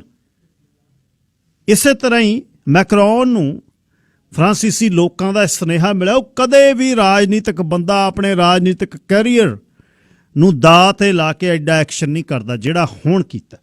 ਇਸ ਸੈਪਰੇਟਿਜ਼ਮ ਬਿੱਲ ਦੇ ਬਾਰੇ ਤੁਹਾਡੇ ਵਿਚਾਰ 604 204 0600। ਪੱਛਮ 'ਚ ਰਹਿੰਦੀਆਂ ਘੱਟ ਗਿਣਤੀਆਂ ਕੀ ਇਸ ਬਿੱਲ ਤੋਂ ਕੋਈ ਸੁਨੇਹਾ ਲੈ ਸਕਦੀਆਂ, ਜਾਂ ਫਿਰ ਦੋਨੇ ਧਿਰਾਂ ਦੀ ਫਰੀडम ਆਫ ਸਪੀਚ ਥੱਲੇ ਇਸ ਪੈਗੰਬਰ ਦਾ ਇੱਕ ਦਾ ਮਜ਼ਾਕ ਤੇ ਉਸ ਨੂੰ ਚਾਹੁਣ ਵਾਲਿਆਂ ਨੇ ਜਦ ਦੇਖਿਆ ਕਿ ਸਾਡੀ ਬੇਇੱਜ਼ਤੀ ਕਰ ਦਿੱਤੀ, ਸਾਡੇ ਧਰਮ ਦੀ ਬੇਇੱਜ਼ਤੀ ਕਰਤੀ, ਉਹਨਾਂ ਵੱਲੋਂ ਹਮਲਾ ਜਿਹੜਾ ਚਾਰਲੀ ਹਿਬਡੋ ਤੇ ਹੋਇਆ ਸੀ ਉਹ ਸਾਰਿਆਂ ਨੂੰ ਪਤਾ। 604 204 0600 ਬਾਹਰ ਰਹਿੰਦੇ ਘੱਟ ਗਿਣਤੀ ਜਿਹੜੀ ਕਦੇ ਵੀ ਚਾਹੇ ਤੀਜੀ ਪੀੜ੍ਹੀ ਹੋ ਜਾਵੇ ਤਾਂ ਉਹ ਪ੍ਰਦੇਸੀਓ ਮੰਨੀ ਜਾਊ। ਉਹਨਾਂ ਦੇ ਰੰਗ ਬੰਨ ਕਰਕੇ ਇਹਨਾਂ ਦੇਸ਼ਾਂ 'ਚ ਰਹਿੰਦਿਆਂ ਉਹਨਾਂ ਨੂੰ ਕੀ ਸੋਚਣ ਦੀ ਜ਼ਰੂਰਤ ਆ, ਆਉਣ ਵਾਲਾ ਭਵਿੱਖ ਕੀ ਹੈ। 604 204 0600 ਦਿਨਾਂ ਦੇ ਵਿੱਚ ਹੀ ਮੁਕੱਦਮਾ ਜਿਹੜਾ ਚਾਰਲੀ ਹਿਬਡੋ ਦੇ ਜਿਹੜੇ ਅਟੈਕਰ ਸੀ ਉਹਨਾਂ ਤੇ ਚੱਲ ਰਿਹਾ। 2015 ਜਨਵਰੀ ਦੇ ਵਿੱਚ 7 ਤੋਂ ਲੈ ਕੇ 9 ਤੱਕ 3 ਦਿਨ ਫਰਾਂਸ ਜਿਹੜਾ ਬੰਦ ਰਿਹਾ, ਪੈਰਿਸ ਖਾਸ ਤੌਰ ਤੇ। ਚਾਰਲੀ ਹਿਬਡੋ ਦੇ ਮੈਗਜ਼ੀਨ ਤੇ ਆਫਿਸ ਤੇ ਹਮਲਾ ਕੀਤਾ ਤੇ ਬਾਹਰ ਇੱਕ ਪੁਲਿਸ ਵਾਲੀ ਇਸਤਰੀ ਤੇ ਨਾਲ ਜੂਇਸ਼ ਮਾਰਕੀਟ, ਟੋਟਲ 17 ਜਣੇ ਇਹਦੇ 'ਚ ਮਰੇ ਸੀ। 14 ਜਣੇ ਜਿਹੜੇ ਨੇ ਉਹ ਉਹਨਾਂ ਤੇ ਮੁਕੱਦਮਾ ਚੱਲ ਰਿਹਾ। 3 ਇਹਦੇ 'ਚ ਸ਼ੂਟ ਆਊਟ ਦੇ ਵਿੱਚ ਮਾਰੇ ਗਏ ਸੀ ਤੇ ਇਹ ਮੁਕੱਦਮਾ ਹੁਣ ਚੱਲ ਰਿਹਾ। ਪਰ ਜਿਹੜਾ ਸੈਪਰੇਟਿਜ਼ਮ ਬਿੱਲ ਹੈ ਇਹਦੇ ਬਾਰੇ ਤੁਸੀਂ ਕੀ ਕਹਿੰਦੇ ਹੋ? ਸਾਹ ਪੁਸ਼ਪਿੰਦਰ ਸਿੰਘ ਜੀ। ਹਾਂਜੀ ਭਾਈ, ਮੈਂ ਇਹਦੇ ਬਾਰੇ ਨਾ ਥੋੜਾ ਜਿਹਾ ਪਹਿਲਾਂ ਇਹ ਕਹਿਣਾ ਚਾਹੂੰਗਾ ਕਿ ਜਿਹੜਾ ਆਪਣੇ ਲੋਕ ਖੜੇ ਹੋ ਕਹਿੰਦੇ ਨਾ ਸੈਕੂਲਰ ਸੈਕੂਲਰ ਸੈਕੂਲਰ, ਆਹ ਸੈਕੂਲਰਿਜ਼ਮ ਆ, ਇਹ ਫਰਾਂਸ ਦਾ ਹੀ ਕਨਸੈਪਟ ਆ। ਆਹੀ ਹੈ ਵੀ ਜੋ ਸਰਕਾਰ ਕਹੂਗੀ ਉਹ ਤੁਹਾਡਾ ਮੇਨ ਲਿਵਿੰਗ ਲਾਈਫ ਆ, ਬਾਕੀ ਸਭ ਕੁਝ ਪਾਸੇ ਆ, ਉਹਦੀ ਕੋਈ ਵੈਲਿਊ ਨਹੀਂ ਹੈ। ਤੇ ਹੁਣ ਮੈਂ 2 ਗੱਲਾਂ ਆਪਣੀਆਂ ਇੱਥੋਂ ਦੀਆਂ ਕਹੂੰਗਾ ਜਦੋਂ ਤੁਸੀਂ ਇਵੈਲੂਏਟ ਕਰ ਲਿਓ। ਪਹਿਲੀ ਤਾਂ ਇਹ ਜਿਹੜਾ ਅਸੀਂ ਰੌਲਾ ਪਾਇਆ ਸੀ ਜੀ, ਸਿੱਧੂ ਮੂਸੇ ਵਾਲੇ ਨਾ ਆਵੇ, ਫਲਾਣਾ ਨਾ ਆਵੇ, ਫਲਾਣਾ ਨਾ ਆਵੇ, ਸਰਕਾਰ ਦੱਸੇ ਵੀ ਇਹ ਕੀ ਗਾਉਣਗੇ, ਇਹਨਾਂ ਤੇ ਪਾਬੰਦੀ ਲਾਓ, ਉਹ ਕੰਡੇ ਆਪਾਂ ਬੀਜ ਰਹੇ ਸੀ, ਉਹ ਆਹੀ ਕੰਡੇ ਨੇ। ਆਜ਼ਾਦੀਆਂ ਦੇ ਦੇਸ਼ 'ਚ ਪਾਬੰਦੀਆਂ ਲਵਾਓਗੇ ਤਾਂ ਉਹ ਕਿੱਥੇ ਤੱਕ ਜਾਣਗੀਆਂ, ਇਹ ਸੋਚਣ ਦੀ ਲੋੜ ਆ। ਆਪਣੇ ਆਪ ਨੂੰ ਸਿਆਣੇ ਕਰੋ, ਤੁਸੀਂ ਕੀ ਸੁਣਨਾ, ਕੀ ਪੜ੍ਹਨਾ, ਕੀ ਸਿੱਖਣਾ। ਸਰਕਾਰਾਂ ਦੇ ਹੱਥ ਨਾ ਦਿਓ ਵੀ ਉਹ ਡਿਸਾਈਡ ਕਰਨ ਤੁਸੀਂ ਕੀ ਗਾ ਸਕਦੇ ਆ, ਕੀ ਸੁਣ ਸਕਦੇ ਆ। ਲਾਅ ਐਂਡ ਆਰਡਰ ਪੁਲਿਸ ਦੀ ਜ਼ਿੰਮੇਵਾਰੀ ਆ, ਸਿੱਧੂ ਮੂਸੇਵਾਲੇ ਦੀਆਂ ਕਿਸੇ ਹੋਰ ਦੀ ਨਹੀਂ। ਜਦਕਿ ਮੈਂ ਸਿੱਧੂ ਮੂਸੇਵਾਲੇ ਨੂੰ ਬਿਲਕੁਲ ਨਹੀਂ ਸੁਣਦਾ, ਪਰ ਮੈਨੂੰ ਕਨਸੈਪਚੁਅਲੀ ਉਹ ਗੱਲ ਗਲਤ ਲੱਗੀ ਸੀ ਕਿ ਸਰਕਾਰ ਦਾ ਇਹਨਾਂ ਮਸਲਿਆਂ ਦੇ ਵਿੱਚ, ਪੁਲਿਸ ਨੂੰ ਇਹਨਾਂ ਮਸਲਿਆਂ 'ਚ ਵੜਨਾ ਗਲਤ ਆ। ਤੇ ਹੁਣ ਮੈਂ ਦੂਜੀ ਗੱਲ ਕਹੂੰਗਾ, latest health provincial health order ਆ, ਮੌਲ ਤੇ ਰਿਸਟ੍ਰਿਕਸ਼ਨ ਆ, ਸਾਰੇ ਕਾਸਟ ਤੇ ਰਿਸਟ੍ਰਿਕਸ਼ਨ ਆ, ਪਰ ਉਹ ਖੁੱਲੇ ਆ, ਸਕੂਲ ਖੁੱਲੇ ਆ। ਇੱਕੋ ਚੀਜ਼ ਜਿਹੜੀ ਨਹੀਂ ਖੁੱਲਣ ਦਿੱਤੀ ਜਾ ਰਹੀ ਉਹ ਕੀ ਆ? ਚਰਚਸ, ਗੁਰਦੁਆਰੇ, ਮੰਦਿਰ। ਕੋਈ ਬੋਲਿਆ ਸਾਡੀਆਂ ਸੁਸਾਇਟੀਆਂ ਸਾਊ ਬਣਨ ਦੇ ਚੱਕਰ 'ਚ ਨਾ ਸਾਰੀਆਂ ਚੁੱਪ ਹੋਈਆਂ ਬੈਠੀਆਂ, ਜਦਕਿ ਇਹਨਾਂ ਨੂੰ ਇਕੱਠੇ ਹੋ ਕੇ ਉਹਨੂੰ ਪ੍ਰੀਮੀਅਰ ਹਾਰਗਨ ਨੂੰ ਫੜਨਾ ਚਾਹੀਦਾ ਸੀ ਵੀ ਹੈਲਥ ਅਫਸਰ ਤੇਰੇ ਅੰਡਰ ਕੰਮ ਕਰਦੀ ਆ, ਤੂੰ ਦੱਸ ਸਾਡੇ ਰਾਈਟਸ ਕਿੱਥੇ ਆ। ਜੇ ਇੱਕ ਗਰੋਸਰੀ ਸਟੋਰ ਦੇ ਰਾਈਟਸ ਹੁਣ ਅੱਜ ਫੇਥ ਤੋਂ ਵੱਡੇ ਹੋ ਗਏ, ਜਦਕਿ ਜਿੰਨੀਆਂ ਕਲੈਮਿਟੀਜ਼ ਦੁਨੀਆ 'ਚ ਆਈਆਂ ਆ ਉਹ ਸਾਰੀਆਂ ਦੇ ਵਿੱਚ ਜੇ ਫੋਰਫਰੰਟ ਤੇ ਕੁਛ ਰਿਹਾ ਤਾਂ ਧਾਰਮਿਕ ਤੇ ਸਮਾਜਿਕ ਸੰਸਥਾਵਾਂ ਰਹੀਆਂ ਨੇ। ਇਹਨਾਂ ਚਾਹੇ ਉਹ ਚਰਚਸ ਦਾ ਕਿਹੋ ਜਿਹਾ ਵੀ ਮਤਲਬ ਵਿੱਚ ਬੈਕਗਰਾਉਂਡ ਰਿਹਾ ਹੋਵੇ, ਚਾਹੇ ਵਿੱਚ ਕਿਸੇ ਵੀ ਧਰਮ ਦਾ ਆਪਾਂ ਕੱਢ ਲਈਏ ਵੀ ਇਹਨਾਂ ਨੇ ਇਸ ਫਲਾਣੇ ਟਾਈਮ ਆਹ ਕੀਤਾ, ਪਰ ਓਵਰਆਲ ਜੇ ਬੇਸਿਕਸ ਤੇ ਜਾ ਕੇ ਦੇਖੋ ਤਾਂ ਇਹਨਾਂ ਸਾਰੇ ਧਰਮਾਂ ਦੀਆਂ ਜਿਹੜੀਆਂ ਸੰਸਥਾਵਾਂ ਨੇ ਇਹਨਾਂ ਦੀ ਬਹੁਤ ਵੱਡੀ ਦੇਣ ਰਹੀ ਆ। ਤੇ ਜਦੋਂ ਬੰਦੇ ਕੋਲ ਪਰਿਵਾਰ ਨਹੀਂ ਹੁੰਦਾ, ਜਦੋਂ ਬੰਦਾ ਫਾਈਨੈਂਸ਼ੀਅਲੀ ਟੁੱਟਦਾ, ਜਦੋਂ ਬੰਦਾ ਹੈਲਥ ਵੱਲੋਂ ਟੁੱਟਦਾ, ਉਹਦੇ ਕੋਲ ਇੱਕ ਚੀਜ਼ ਬਚਦੀ ਆ, ਉਹ ਆ ਅਰਦਾਸ। ਚਾਹੇ ਉਹ ਈਸਾਈ ਦੀ ਆ, ਮੁਸਲਮਾਨ ਦੀ ਆ, ਸਿੱਖ ਦੀ ਆ, ਹਿੰਦੂ ਦੀ ਆ, ਪਰ ਉਹ ਬੰਦ ਕੀਤੀ ਹੋਈ ਆ, ਉਹਦੇ ਬਾਰੇ ਕੋਈ ਨਹੀਂ ਬੋਲ ਰਿਹਾ। ਆਈ ਇਹ ਚੀਜ਼ਾਂ ਸਟੈਪ ਬਾਏ ਸਟੈਪ ਅੱਗੇ ਵਧਦੀਆਂ ਜੇ ਤੁਸੀਂ ਟਾਈਮ ਦੇ ਉੱਤੇ ਐਕਸ਼ਨ ਨਾ ਲਓ। ਮੇਰੀ ਪਿਛਲੇ ਥੋੜੇ ਦਿਨਾਂ 'ਚ ਕਈ ਬੰਦਿਆਂ ਨਾਲ ਗੱਲ ਹੋਈ ਆ, ਕਨਸੈਪਚੁਅਲੀ ਸਾਰੇ ਸੱਚ ਮੰਨਦੇ ਆ ਪਰ ਕੋਈ ਬੁਰਾ ਨਹੀਂ ਬਣਨਾ ਚਾਹੁੰਦਾ, ਕੋਈ ਬੋਲ ਨਹੀਂ ਰਿਹਾ। ਇਹ ਬਹੁਤ ਵੱਡੀ ਗੱਲ ਆ। ਆਪਾਂ ਫਰਾਂਸ ਨੂੰ ਕੀ ਰੋਂਦੇ ਆ, ਸਾਡੇ ਇੱਥੇ ਹੋਇਆ ਪਿਆ। ਬੇਸ਼ੱਕ ਉਹ ਹੈਲਥ ਦੇ ਨਾਮ ਤੇ ਹੋਇਆ, ਬੇਸ਼ੱਕ ਉਹਨਾਂ ਦੇ ਕੋਲ ਲੌਜਿਕ ਵੀ ਹੋਊਗਾ, ਕਿਉਂਕਿ ਲੌਜਿਕ ਹਮੇਸ਼ਾ ਹੁੰਦਾ ਜਦੋਂ ਕੋਈ ਨੀਤੀ ਬਣਦੀ ਆ, ਪਰ ਇਹਦਾ ਮਤਲਬ ਇਹ ਨਹੀਂ ਹੁੰਦਾ ਕਿ ਉਹ ਲੌਜਿਕ ਦੇ ਵਿੱਚ ਇੱਕ ਚੀਜ਼ ਫਿੱਟ ਨਾ ਕੀਤੀ ਜਾ ਸਕੇ। ਗਰੋਸਰੀ ਸਟੋਰ ਤੇ ਸਟੋਰ ਵਾਲੇ ਦਾ ਕੋਈ ਕੰਟਰੋਲ ਨਹੀਂ ਵੀ ਕਿਹੜਾ ਬੰਦਾ ਕਿੱਥੇ ਹੱਥ ਲਾ ਰਿਹਾ, ਜਦਕਿ ਗੁਰਦੁਆਰੇ ਚਰਚ ਦੇ ਵਿੱਚ ਤੁਸੀਂ ਇਹ ਵੀ ਕਰ ਸਕਦੇ। ਗੁਰਦੁਆਰੇ 'ਚ ਭਾਈ ਮੱਥਾ ਨਾ ਟੇਕੋ, ਮੱਥਾ ਇੱਕੋ ਥਾਂ ਤੇ ਲੱਗਦਾ, ਫਤਿਹ ਬੁਲਾ ਲਓ ਗੁਰੂ ਸਾਹਿਬ ਨੂੰ। ਸਾਡੇ ਕੋਲ ਉਹ ਧਰਮ ਦੇ ਵਿੱਚ ਸਿਸਟਮ ਹੈ। ਚਰਚਾਂ ਨੇ ਬੜਾ ਵਧੀਆ ਸਿਸਟਮ ਬਣਾਇਆ ਹੋਇਆ ਸੀ, 4-4, 5-5 ਸਰਵਿਸਿਜ਼, 8-8 ਸਰਵਿਸਿਜ਼ ਕਰਤੀਆਂ ਸੀ ਬੰਦੇ ਡਿਵਾਈਡ ਕਰਕੇ, ਪਰ ਉਹ ਸਾਰਿਆਂ ਨੂੰ ਤੋੜ ਕੇ ਘਰੇ ਬਿਠਾ ਦਿੱਤਾ ਗਿਆ, ਕੋਈ ਨਹੀਂ ਬੋਲਿਆ। ਸੋ ਇਹ ਜਿਹੜੀਆਂ ਸੋਚਾਂ ਨੇ ਇਹ ਕੋਈ ਬਹੁਤੀ ਦੂਰ ਨਹੀਂ ਹੈਗੀਆਂ, ਇਹ ਕਦੇ ਵੀ ਰਾਤੋਂ ਰਾਤ ਹੋ ਸਕਦੀਆਂ ਨੇ। ਕੋਈ ਪਤਾ ਨਹੀਂ ਕਿਹਦਾ ਕਿੱਥੇ ਦਿਮਾਗ ਫਿਰ ਜੇ, ਉਹਨੂੰ ਕੀ ਸਟੈਟਿਕਸ ਦਿਸ ਜਾਣ, ਉਹ ਕੀ ਫੈਸਲਾ ਕਰ ਲਵੇ। ਪਰ ਇਹ ਹੋਣਗੀਆਂ ਉਦੋਂ ਜਦੋਂ ਆਪਾਂ ਥੋੜਾ ਹੋਣ ਤੇ ਨਹੀਂ ਬੋਲਾਂਗੇ। ਤੇ ਇਹਦੇ ਵਿੱਚ ਹੁਣ ਆਪਾਂ ਨਹੀਂ ਕੁਛ ਕਰ ਸਕਦੇ, ਸਾਡੀਆਂ ਸੰਸਥਾਵਾਂ ਦਾ ਫਰਜ਼ ਬਣਦਾ ਕਿ ਉਹ ਇੱਕ ਪਲਾਨ ਲੈ ਕੇ ਬੋਨੀ ਹੈਨਰੀ ਤੇ ਇਹਨਾਂ ਨੂੰ ਘੇਰਨ ਵੀ ਜਦੋਂ ਅਸੀਂ ਸੇਫਟੀ ਫੋਲੋ ਕਰ ਰਹੇ ਹਾਂ ਤਾਂ ਤੁਸੀਂ ਸਾਡੇ ਤੋਂ ਸਾਡੀ ਸਾਰਾ ਕਿਵੇਂ ਖਿੱਚ ਸਕਦੇ ਆ। ਮੈਂ ਮਸਲੇ ਨੂੰ ਡੀਲ ਨਹੀਂ ਕਰਨਾ ਚਾਹੁੰਦਾ, ਪਰ ਇਹ ਸਾਰਾ ਕੁਝ ਉਹੀ ਚੀਜ਼ਾਂ ਆ ਵੀ ਜਿੰਨੀ ਤੁਸੀਂ ਸਰਕਾਰ ਦੀ ਪੋਲਿਟਿਕਸ ਟੱਚ ਕਰਕੇ ਦੇਖਦੇ ਆ ਤੁਹਾਨੂੰ ਕਿੱਥੇ ਖੜਦੇ ਹੋ ਉੱਥੇ ਖੜਾ ਲੈਣਗੇ। ਬਿਲਕੁਲ ਠੀਕ। ਹਾਂਜੀ, ਕਈ ਵਾਰ ਉਹ ਜਾਣ ਕੇ ਨਹੀਂ ਟੱਚ ਕਰਦੇ ਹੁੰਦੇ, ਪਰ ਉਹ ਪੈਟਰਨ ਸੈੱਟ ਹੋ ਜਾਂਦਾ ਵੀ ਉਦੋਂ ਆਪਾਂ ਕਰ ਲਿਆ ਸੀ, ਹੁਣ ਹੋ ਜਾਊਗਾ। ਠੀਕ, ਸੋ ਇਹ ਧਿਆਨ ਦੇਣ ਦੀ ਲੋੜ ਆ ਬਾਈ ਜੀ। ਧੰਨਵਾਦ ਜੀ ਪੁਸ਼ਪਿੰਦਰ ਸਿੰਘ ਜੀ। ਸੁਨੀਲ ਜੀ, ਲਾਈਨ ਨੰਬਰ 2। ਹਾਂਜੀ, ਸਤਿ ਸ਼੍ਰੀ ਅਕਾਲ ਹਰਜੀਤ ਸਿੰਘ ਜੀ। ਸਤਿ ਸ਼੍ਰੀ ਅਕਾਲ ਜੀ। ਅੱਛਾ, ਜਿਹੜੀ ਉਹ ਤੁਸੀਂ ਫਰਾਂਸ ਦੀ ਗੱਲ ਕੀਤੀ ਆ, ਐਕਚੁਅਲੀ ਇਹਦੀ ਅੱਜ ਜੋ ਆਪਾਂ ਦੇਖ ਰਹੇ ਹਾਂ ਨਾ ਹਿਸਟਰੀ, ਉਹ ਹੈ ਨਹੀਂ ਜੋ ਆਪਾਂ ਅੱਜ ਦੇਖ ਰਹੇ ਹਾਂ।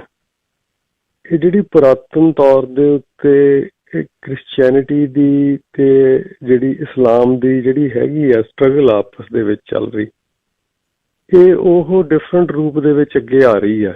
ਇਹ ਚਾਹੇ ਮੰਨੀਏ ਚਾਹੇ ਨਾ ਮੰਨੀਏ, ਜਦੋਂ ਦਾ ਆਟੋਮਨ ਅੰਪਾਇਰ ਥੱਲੇ ਗਿਆ ਉਸ ਤੋਂ ਬਾਅਦ ਇਹ ਕੋਸ਼ਿਸ਼ ਰਹੀ ਹੈ ਯੂਰਪ ਦੇ ਵਿੱਚ ਕੰਪੀਟਿੰਗ ਰਿਲੀਜਨ ਦੀ ਜੀ। ਹੁਣ ਫਰਾਂਸ ਦੇ ਵਿੱਚ ਜਿਹੜੀ ਇੱਕ ਹੁਣ ਆ ਜਾਂਦੀ ਹੈ ਗੱਲ ਬਈ ਲਿਬਰਟੀ ਤੇ ਲਿਬਰਟੀ ਦੀਆਂ ਕੀ ਕੋਈ ਹੈਗੀਆਂ ਨੇ ਇੱਦਾਂ ਦੀਆਂ ਬਾਉਂਡਰੀਜ਼ ਵੀ ਜਿਹਨੂੰ ਕ੍ਰਾਸ ਕਰਨਾ ਕਿ ਨਹੀਂ ਕਰਨਾ। ਜਿਵੇਂ ਆਪਾਂ ਇਕੱਠਾਂ ਦੀ ਗੱਲ ਕਰਦੇ ਹਾਂ, ਇਕੱਠ ਇੱਦਾਂ ਹੋਣਾ ਚਾਹੀਦਾ, ਜਿਹੜੇ ਮੁਜ਼ਾਹਰੇ ਇੱਦਾਂ ਹੋਣੇ ਚਾਹੀਦੇ, ਆਪਾਂ ਕੋਈ ਨਾ ਕੋਈ ਡਿਸਿਪਲਿਨ ਬਣਾਉਂਦੇ ਆ ਨਾ। ਪਰ ਜਦੋਂ ਤੁਸੀਂ ਡਿਸਿਪਲਿਨ ਤੋਂ ਉੱਪਰ ਚਲੇ ਜਾਂਦੇ ਹੋ, ਪਹਿਲਾਂ ਨਹੀਂ ਬੋਲਦੇ, ਉਹਦੀ ਇੱਕ ਮੈਂ ਤੁਹਾਨੂੰ ਰੀਜ਼ਨ ਦੱਸ ਦਿੰਦਾ ਬਈ। ਖਾਸ ਕਰਕੇ ਆਪਾਂ ਕੁਛ ਸਾਲਾਂ ਤੋਂ ਦੇਖ ਲਈ, ਐਟਲੀਸਟ 30 ਸਾਲ ਹੀ ਚਲੇ ਜਾਈਏ ਪਿਛਲੇ ਪਾਸੇ, ਸਨ 90 ਤੱਕ ਹੀ ਚਲੇ ਜਾਈਏ। ਜਦੋਂ ਇਰਾਨ ਦੀ ਪਹਿਲਾਂ ਲੜਾਈ ਹੋਈ, ਬਾਅਦ ਚੋਂ ਇਰਾਕ ਦੇ ਉੱਤੇ ਹਮਲਾ ਹੋਇਆ, ਉਹ ਸਾਰੇ ਬੰਦੇ ਚੁੱਪਚਾਪ ਦੇਖਦੇ ਰਹੇ ਵੀ ਅੱਜ ਹਮਲਾ ਉੱਤੇ ਹੋ ਗਿਆ, ਕੱਲ ਅਫਗਾਨਿਸਤਾਨ ਤੇ ਹੋ ਗਿਆ, ਪਰਸੋਂ ਇੱਥੇ ਹੋ ਗਿਆ। ਜਿਹੜਾ ਖਾਸ ਕਰਕੇ ਮਿਡਲ ਈਸਟ ਦੇ ਵਿੱਚ ਕਿਆਸ ਹੀ ਰਿਹਾ। ਕਦੀ ਸੀਰੀਆ 'ਚ ਜਿਹੜੇ ਓਬਾਮੇ ਦੇ ਉੱਤੇ ਜੇ ਇੱਕੋ ਇੱਕ ਬਲੈਕ ਹੋਲ ਹੈਗਾ ਆ, ਤਾਂ ਉਹ ਹੈਗਾ ਸੀਰੀਆ ਦਾ ਅਟੈਕ। ਮਿਡਲ ਈਸਟ ਦੇ ਜਿਹੜੀ ਪ੍ਰੋਬਲਮ ਨੂੰ ਜਾਣਬੁੱਝ ਕੇ ਇੱਕ ਮੁਸਲਿਮ ਪ੍ਰੋਬਲਮ ਬਣਾ ਕੇ ਅਲੱਗ ਕਰਤਾ ਗਿਆ। ਔਰ ਚਾਹੇ ਉਹ ਯੇਮਨ ਸੀਗਾ, ਚਾਹੇ ਅਫਰੀਕਾ 'ਚ ਮੁਸਲਿਮ ਰਹਿੰਦੇ ਸੀ, ਇੱਕ ਤਰ੍ਹਾਂ ਤੁਸੀਂ ਦੇਖ ਲਓ ਵੀ ਇੱਥੇ ਵਾਰ ਚੱਲ ਰਹੀ ਆ ਜੀ। ਪਰ ਹੁਣ ਜਿਹੜੀ ਆਬਾਦੀ ਹੈਗੀ ਆ ਮੁਸਲਿਮ ਦੀ, ਉਹ ਬਹੁਤ ਜ਼ਿਆਦਾ ਕੰਟਰੀਜ਼ ਦੇ ਵਿੱਚ ਆ।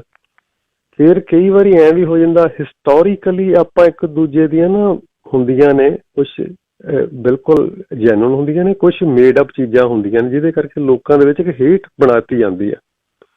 ਉਸ ਹੇਟ ਦਾ ਸ਼ਿਕਾਰ ਥਰੂ ਪ੍ਰੋਪਾਗੈਂਡਾ ਕਾਫੀ ਜ਼ਿਆਦਾ ਵਰਲਡ ਵਿੱਚ ਹੋਇਆ ਮੁਸਲਮਾਨਾਂ ਦੇ ਖਿਲਾਫ।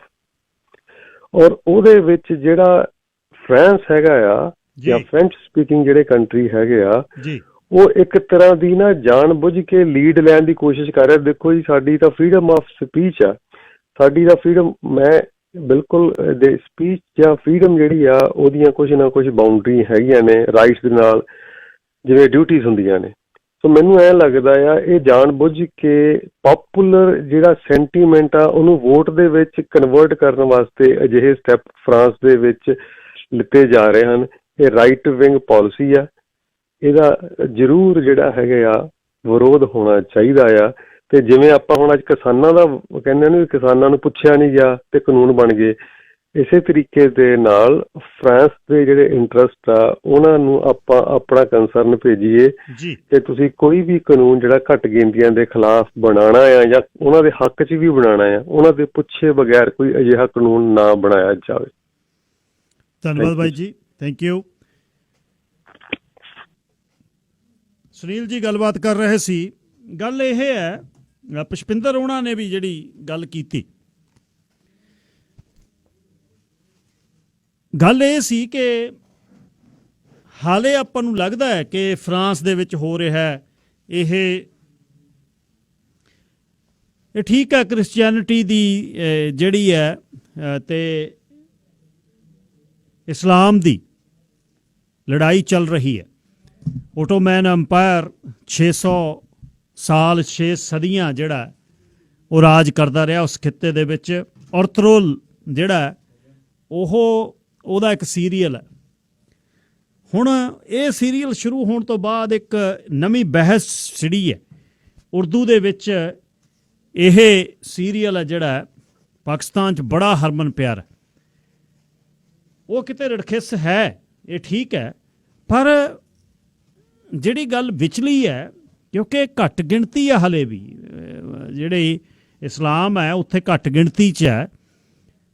ਠੀਕ ਹੈ, ਉਹਨਾਂ ਦੀ ਵਿਆਹ ਅਤੇ ਉਹਨਾਂ ਦੇ ਬੱਚੇ ਪੈਦਾ ਕਰਨ ਦੀ ਜਿਹੜੀ ਉਸ ਧਰਮ ਦੇ ਵਿੱਚ ਮਮਨੂ ਨਹੀਂ, ਕੋਈ ਬੰਦਿਸ਼ ਨਹੀਂ, ਅਤੇ ਵਿਆਹ ਵੀ ਜਿਹੜੇ ਹਾਰਡ ਕੋਰ ਨੇ ਉਹ ਕਹਿੰਦੇ ਕੋਈ ਤੰਗੀ ਨਹੀਂ, ਜਿਹੜੇ ਸੌਫਟ ਨੇ ਉਹ ਕਹਿੰਦੇ ਨਾ ਨਾ ਇਹ ਨਹੀਂ ਹੈ ਵੀ ਤੁਸੀਂ ਜਿੰਨੇ ਮਰਜ਼ੀ ਵਿਆਹ ਕਰਾ ਲਓ, ਉਹਦਾ ਇਸ਼ੂ ਆ ਕੋਈ ਨਾ ਕੋਈ। ਐਨੀਵੇਜ਼,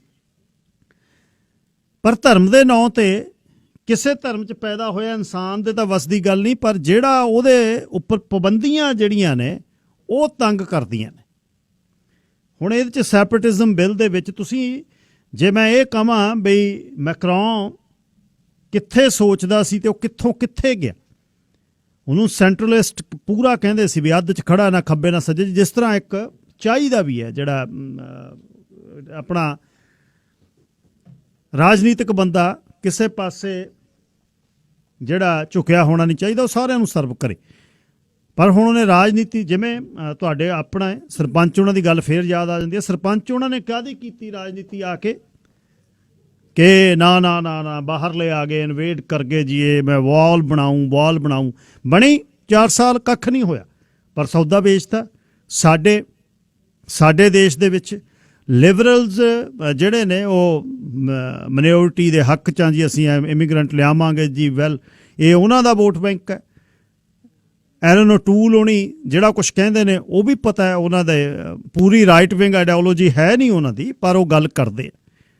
NDP ਸੈਂਟਰ 'ਚ ਖੜ੍ਹ ਕੇ ਗੱਲ ਕਰਦੀ ਹੈ ਅਤੇ ਉਹਨਾਂ ਨੂੰ ਵੀ ਲੈਫਟ ਲੀਨ ਕਹਿੰਦੇ। ਮਤਲਬ ਰਾਜਨੀਤਿਕ ਬੰਦੇ, ਹੁਣ ਜੇ ਕਰੀਏ ਵੀ ਮੈਕਰੋਨ ਨੇ ਇਹ ਐਡਾ ਡਿਸੀਜ਼ਨ ਲੈ ਲਿਆ ਹੋ, ਨਾ ਉਹਨੇ ਨਬਜ਼ ਸੁਣੀ ਫਰਾਂਸੀਸੀ ਲੋਕ ਕੀ ਕਹਿੰਦੇ ਨੇ। ਤੁਸੀਂ ਸੋਚਦੇ ਹੋ ਵੀ ਨਵੰਬਰ 84 ਕੱਲੀ ਇੰਦਰਾ ਅਰਨ ਨਹਿਰੂ ਉਹਨਾਂ ਨੇ ਜਾਂ ਫਿਰ ਹਸਕਰ ਨੇ ਜਾਂ ਫਿਰ ਧਰ ਨੇ ਉਹਦੀ ਪਲਾਨ ਸੀ? ਨੋ, ਇੰਦਰਾ ਨੇ ਵੇਖ ਲਈ, ਨਬਜ਼ ਵੇਖ ਲਈ। ਨਵੰਬਰ 84 ਦੇ ਵਿੱਚ ਸਿੱਖਾਂ ਦਾ ਕਰਕੇ ਕਤਲੇਆਮ, ਉਹਦੇ ਬਾਅਦ ਘੱਟ ਗਿਣਤੀ ਨੂੰ ਦੱਬ ਕੇ ਵੋਟਾਂ ਕਿੰਨੀਆਂ ਪਈਆਂ ਇਹ ਵੇਖੋ, ਕਿੱਡੀ ਮੈਜੋਰਟੀ ਦੇ ਨਾਲ ਉਹ ਜਿੱਤੀ। ਉਹਦਾ ਸੁਨੇਹਾ ਕੀ ਸੀ?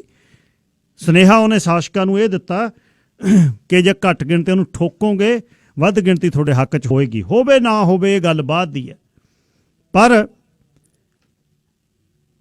ਉਹਦੇ ਬਾਅਦ ਅਡਵਾਨੀ ਉਹਨਾਂ ਨੇ ਰੱਥ ਜੋੜ ਲਿਆ। ਕਿੱਥੋਂ ਤੁਰਿਆ, ਕਿੱਥੇ ਨੂੰ ਗਿਆ?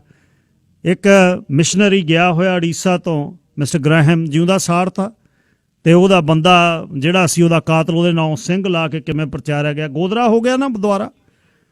ਜੇ ਰੱਥ ਯਾਤਰਾ ਅਯੁੱਧਿਆ ਨੂੰ ਟਾਰਗੇਟ ਕੀਤਾ ਹੁੰਦਾ ਤਾਂ ਗੋਦਰਾ ਹੁੰਦਾ ਸੀ? ਨਹੀਂ ਹੁੰਦਾ ਸੀ। ਸੋ ਇਹੀ ਇੱਕ ਸੁਨੇਹੇ ਨੇ ਇਹਨਾਂ ਦੇ ਵਿੱਚ, ਜਿਹੜੀ ਲਿਬਰਟੀ ਹੈ, ਫਰੀਡਮ ਹੈ। ਪੁਸ਼ਪਿੰਦਰ ਉਹਨਾਂ ਦੀਆਂ ਗੱਲਾਂ ਜਿਹੜੀਆਂ ਉਹ ਕਹਿ ਗਏ ਨੇ, ਕਹਿੰਦੇ ਇੱਥੇ ਕੀ ਹੋ ਰਿਹਾ, ਇੱਥੇ ਟਾਰਗੇਟ ਨਹੀਂ ਹੋ ਰਹੇ, ਇੱਥੇ ਉਹ ਗੱਲਾਂ ਨਹੀਂ ਹੋ ਰਹੀਆਂ ਜਿਹ 'ਚ ਘੱਟ ਗਿਣਤੀਆਂ ਨੂੰ ਦੱਬਿਆ ਜਾ ਰਿਹਾ ਹੈ। ਸਿੱਧੂ ਮੂਸੇਵਾਲੇ ਦੀ ਉਹਨੇ ਗੱਲ ਕੀਤੀ ਬਈ ਸਰਕਾਰਾਂ ਜਿਹੜੀਆਂ ਨੇ ਉਹ ਕਿਵੇਂ ਡਿਸਾਈਡ ਕਰ ਰਹੀਆਂ ਤੁਸੀਂ ਕਿਹਨੂੰ ਸੁਣਨਾ ਕਿਹਨੂੰ ਨਹੀਂ ਸੁਣਨਾ। ਕਈ ਵਾਰ ਅਸੀਂ ਵੀ ਬਿਤੋਂ ਵੱਧ ਨਿਕਲ ਕੇ ਇਹ ਗੱਲ ਕਰ ਦਿੰਦੇ ਹਾਂ, ਅਸੀਂ ਕਹਿ ਦਿੰਦੇ ਹਾਂ ਕਿ ਆ ਇੱਥੇ ਸਾਨੂੰ ਐਂ ਕਰੋ, ਸਾਨੂੰ ਇੱਥੇ ਐਂ ਕਰੋ। ਕਈ ਵਾਰ ਤੁਸੀਂ ਆਪ ਦਖਲਅੰਦਾਜ਼ੀ ਬਾਹਰਲੀ ਕਰਾ ਦਿੰਦੇ ਹੋ।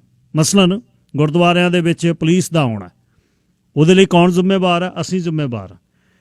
ਅਸੀਂ ਗੁਰੂ ਦੀ ਹਜ਼ੂਰੀ 'ਚ ਪ੍ਰਧਾਨਗੀਆਂ ਨੂੰ ਲੈ ਕੇ, ਗੋਲਕ ਨੂੰ ਲੈ ਕੇ ਜੂਤ ਪਤਾਣ ਕਰਦੇ ਹਾਂ, ਤਾਂ ਉਹ ਜੁੱਤੀਆਂ ਦੇ ਨਾਲ ਅੰਦਰ ਆ ਕੇ ਵੜਦੇ। ਗੁਰੂ ਦੀ ਹਜ਼ੂਰੀ 'ਚ ਸਿੱਧੀਆਂ ਸ਼ਮਸ਼ੀਰਾਂ ਬਾਹੁੰਦੇ ਹਾਂ ਅਸੀਂ, ਅਤੇ ਉਹਦੇ ਬਾਅਦ ਫਿਰ ਹੁਣ ਉਹਨਾਂ ਨੇ ਜੁੱਤੀਆਂ ਲਾ ਕੇ ਤਾਂ ਅੰਦਰ ਵੜਨਾ ਨਹੀਂ। ਪੁਲਿਸ ਅਫੀਸਰ ਦੀ ਜ਼ਰੂਰਤ ਹੈ ਕਿ ਬਾਹਰਲਾ ਜਿਹੜਾ ਡਿਊਟੀ ਹੈ ਬਿਨਾਂ ਸਿਰ ਢਕੇ ਅਤੇ ਬਿਨਾਂ ਜੁੱਤੀ ਲਾਹੀ ਅੰਦਰ ਵੜ ਸਕਦਾ? ਨਹੀਂ ਵੜ ਸਕਦਾ। ਸੋ ਇਹਦੇ 'ਚ ਅਸੀਂ ਵੀ ਜ਼ਿੰਮੇਵਾਰ, ਅਸੀਂ ਇਸ ਚੀਜ਼ ਦਾ ਹਿੱਸਾ। ਮੈਂ ਇਸ ਗੱਲ ਨੂੰ ਮੰਨਦਾ, ਲੋਕ ਪ੍ਰਵਾਸੀ ਪਰਦੇਸੀ ਹੋਏ ਨੇ ਵਕਤ ਤੌਰ 'ਤੇ। ਮਾਈਗ੍ਰੇਸ਼ਨ ਅੱਜ ਦੀ ਨਹੀਂ ਹੋਈ, ਮੰਡੀ ਦੇ ਪਿੱਛੇ ਜਿਹੜੀ ਮਾਈਗ੍ਰੇਸ਼ਨ ਹੁੰਦੀ ਹੈ, ਜਦ ਦੇਸ਼ਾਂ ਦੇ ਵਿੱਚ ਵਪਾਰ ਵਧੇ, ਪਾਣੀਆਂ ਦੇ ਰਾਹੀਂ ਸ਼ਿਪ ਆਉਣ ਲੱਗੇ ਅਤੇ ਯੂਰਪ ਦੇ ਦੇਸ਼ਾਂ ਨੇ ਜਿਹੜਾ ਵਪਾਰ ਦੇ ਚੱਕਰ ਦੇ ਵਿੱਚ ਦੂਜੇ ਦੇਸ਼ ਗੁਲਾਮ ਬਣਾਉਣੇ ਸ਼ੁਰੂ ਕੀਤੇ। ਉੱਥੋਂ ਲਿਆ ਕੇ ਫਿਰ ਉਹ ਜਿਹੜੀ ਲੇਬਰ ਸਸਤੀ ਲਿਆਉਣ ਲੱਗੇ, ਤਾਂ ਲੇਬਰ ਸਸਤੀ ਲਿਆਉਣ ਲੱਗੇ ਤਾਂ ਮਾਈਗ੍ਰੇਸ਼ਨ ਹੋ ਗਈ ਅਤੇ ਫਿਰ ਬੈਟਰ ਲਾਈਫ ਦੇ ਲਈ ਗੱਲਾਂ ਸ਼ੁਰੂ ਕਰ ਦਿੱਤੀ। ਬਦਕਿਸਮਤੀ ਉਸ ਦਿਨ ਸ਼ੁਰੂ ਹੁੰਦੀ ਹੈ ਜਦੋਂ ਅਟੈਚੀ ਨੂੰ ਤੁਸੀਂ ਹੱਥ ਪਾ ਕੇ ਆਪਣਾ ਜਨਮ ਭੋਏ ਛੱਡਦੇ ਹੋ, ਜੰਮਣ ਭੋਏ ਛੱਡਦੇ ਹੋ। ਇਹਨੂੰ ਕੋਈ ਕਿਵੇਂ ਲੈ ਲਵੇ, ਇਹ ਤੋਂ ਇਹ ਸਵਾਲ ਆ ਸਕਦਾ ਵੀ ਕਿਹਨੇ ਫੜਿਆ ਹੋਇਆ, ਕੱਲ੍ਹ ਨੂੰ ਮੁੜ ਜਾਓ। ਇਹ ਗੱਲ ਠੀਕ ਹੈ, ਇਹ ਗੱਲ ਕਹਿਣੀ ਸੌਖੀ ਹੈ, ਪਰ ਤੁਸੀਂ ਕਿਤੇ ਵੀ ਪ੍ਰਵਾਸ ਦੇ ਵਿੱਚ ਚਾਹੇ 7ਵੀਂ ਤੁਹਾਡੀ ਪੀੜ੍ਹੀ ਆ ਜਾਵੇ, ਤੁਹਾਡਾ ਜਾਂ ਰੰਗ ਬੰਨ ਬਹੁ ਗਿਣਤੀ ਨਾਲ ਨਹੀਂ ਰਲਦਾ, ਤੁਸੀਂ ਪ੍ਰਵਾਸੀ ਉਹ ਕਹਾਓਗੇ। ਤੁਹਾਡੇ ਤੇ ਕਿਰਪਾਨਾਂ ਜਿਹੜੀਆਂ ਤਲਵਾਰਾਂ ਲਟਕਦੀਆਂ ਰਹਿਣਗੀਆਂ ਤੇ ਜਦ ਮਰਜ਼ੀ ਤੰਦੀ ਤੋੜ ਦੇਣਗੇ ਉਹ ਕਿਰਪਾਨ ਵਾਲੀ। ਹੁਣ ਜਿਹੜਾ ਇਹ ਹੋ ਰਿਹਾ, ਮੈਂ ਚਾਰਲੀ ਹਿਬਡੋ ਦੇ ਅਟੈਕ ਨੂੰ ਜਸਟੀਫਾਈ ਨਹੀਂ ਕਰਦਾ, ਪਰ ਉਹ ਅਟੈਕ ਦੇ ਲਈ ਕੀਤਾ ਕੀ ਨੇ, ਉਹ ਕਰਵਾਇਆ ਕੀ ਨੇ, ਕਿਹਨੇ ਤੁਹਾਨੂੰ ਹੱਕ ਦਿੱਤਾ ਵੀ ਤੁਸੀਂ ਇੱਕ ਧਰਮ ਦੇ ਪੈਗੰਬਰ ਨੂੰ ਉਹਦੇ ਤੁਸੀਂ ਕਾਰਟੂਨ ਬਣਾਓ ਤੇ ਫਿਰ ਵਰਜਿਆਂ ਤੇ ਤੁਹਾਨੂੰ ਵਰਜਣ ਤਾਂ ਨਾ ਵਰਜਣ। ਤੇ ਫਿਰ ਅਗਲਿਆਂ ਨੇ ਅਖੀਰ ਜਿਹੜਾ ਉਹਨਾਂ ਤੋਂ ਸਰਦਾ ਸੀ, ਉਹਨਾਂ ਕੋਲ ਪ੍ਰੈਸ ਤਾਂ ਹੈ ਨਹੀਂ ਸੀ, ਉਹਨਾਂ ਕੋਲ ਮੈਗਜ਼ੀਨ ਤਾਂ ਹੈ ਨਹੀਂ ਸੀ, ਉਹਨਾਂ ਨੇ ਕਲਾਸ਼ਨੀਕੋਵ ਲਈਆਂ, ਉਹ ਜਾ ਬੜੇ। ਹੁਣ ਉਹਦੇ 'ਚ 17 ਬੰਦੇ ਮਰ ਗਏ, ਉਹਦੇ 'ਚ ਮੇਨ ਜਿਹੜੇ ਕਾਰਟੂਨਿਸਟ 5 ਜਿਹੜੇ ਚਾਰਲੀ ਹਿਬਡੋ ਦੇ, ਉਹ ਉਹਦੇ 'ਚ ਮਾਰੇ ਗਏ। 2 ਭਾਈ ਜਿਹੜੇ ਨੇ ਸ਼ੈਰਪ ਤੇ ਸੈਦ ਕੂਚੀ, ਜਿਹੜੇ ਨੇ ਕੁਐਚੀ ਕਹਿੰਦੇ ਨੇ, ਅਲੱਗ-ਅਲੱਗ ਨਾਮ ਫਰਾਂਸੀਸੀ ਹੈ, ਅਤੇ ਉਹਨਾਂ ਨੇ ਪੈਰਿਸ ਦੇ ਦਫ਼ਤਰ ਦੇ ਵਿੱਚ ਮੁੜ ਕੇ ਇੱਕ ਯਹੂਦੀ ਜਿਹੜੀ ਸੁਪਰਮਾਰਕੀਟ ਸੀ ਉਹਦੇ 'ਤੇ ਅਟੈਕ ਕਰਤਾ, ਆਮ ਲੋਕ ਵੀ ਮਾਰੇ ਗਏ। ਹੁਣ ਉਹਨਾਂ 'ਚ ਜਿਹੜੇ ਰਹਿ ਗਏ ਉਹਨਾਂ ਨੂੰ 30-30 ਸਾਲ ਦੀ ਸਜ਼ਾ ਅਤੇ ਨਾਲ ਸੈਪਰੇਟਿਜ਼ਮ ਬਿੱਲ। ਇਹ ਜਿਹੜੀਆਂ ਗੱਲਾਂ ਚੱਲ ਰਹੀਆਂ ਨੇ ਅਤੇ ਘੱਟ ਗਿਣਤੀਆਂ ਨੂੰ ਸਦਾ ਹੀ।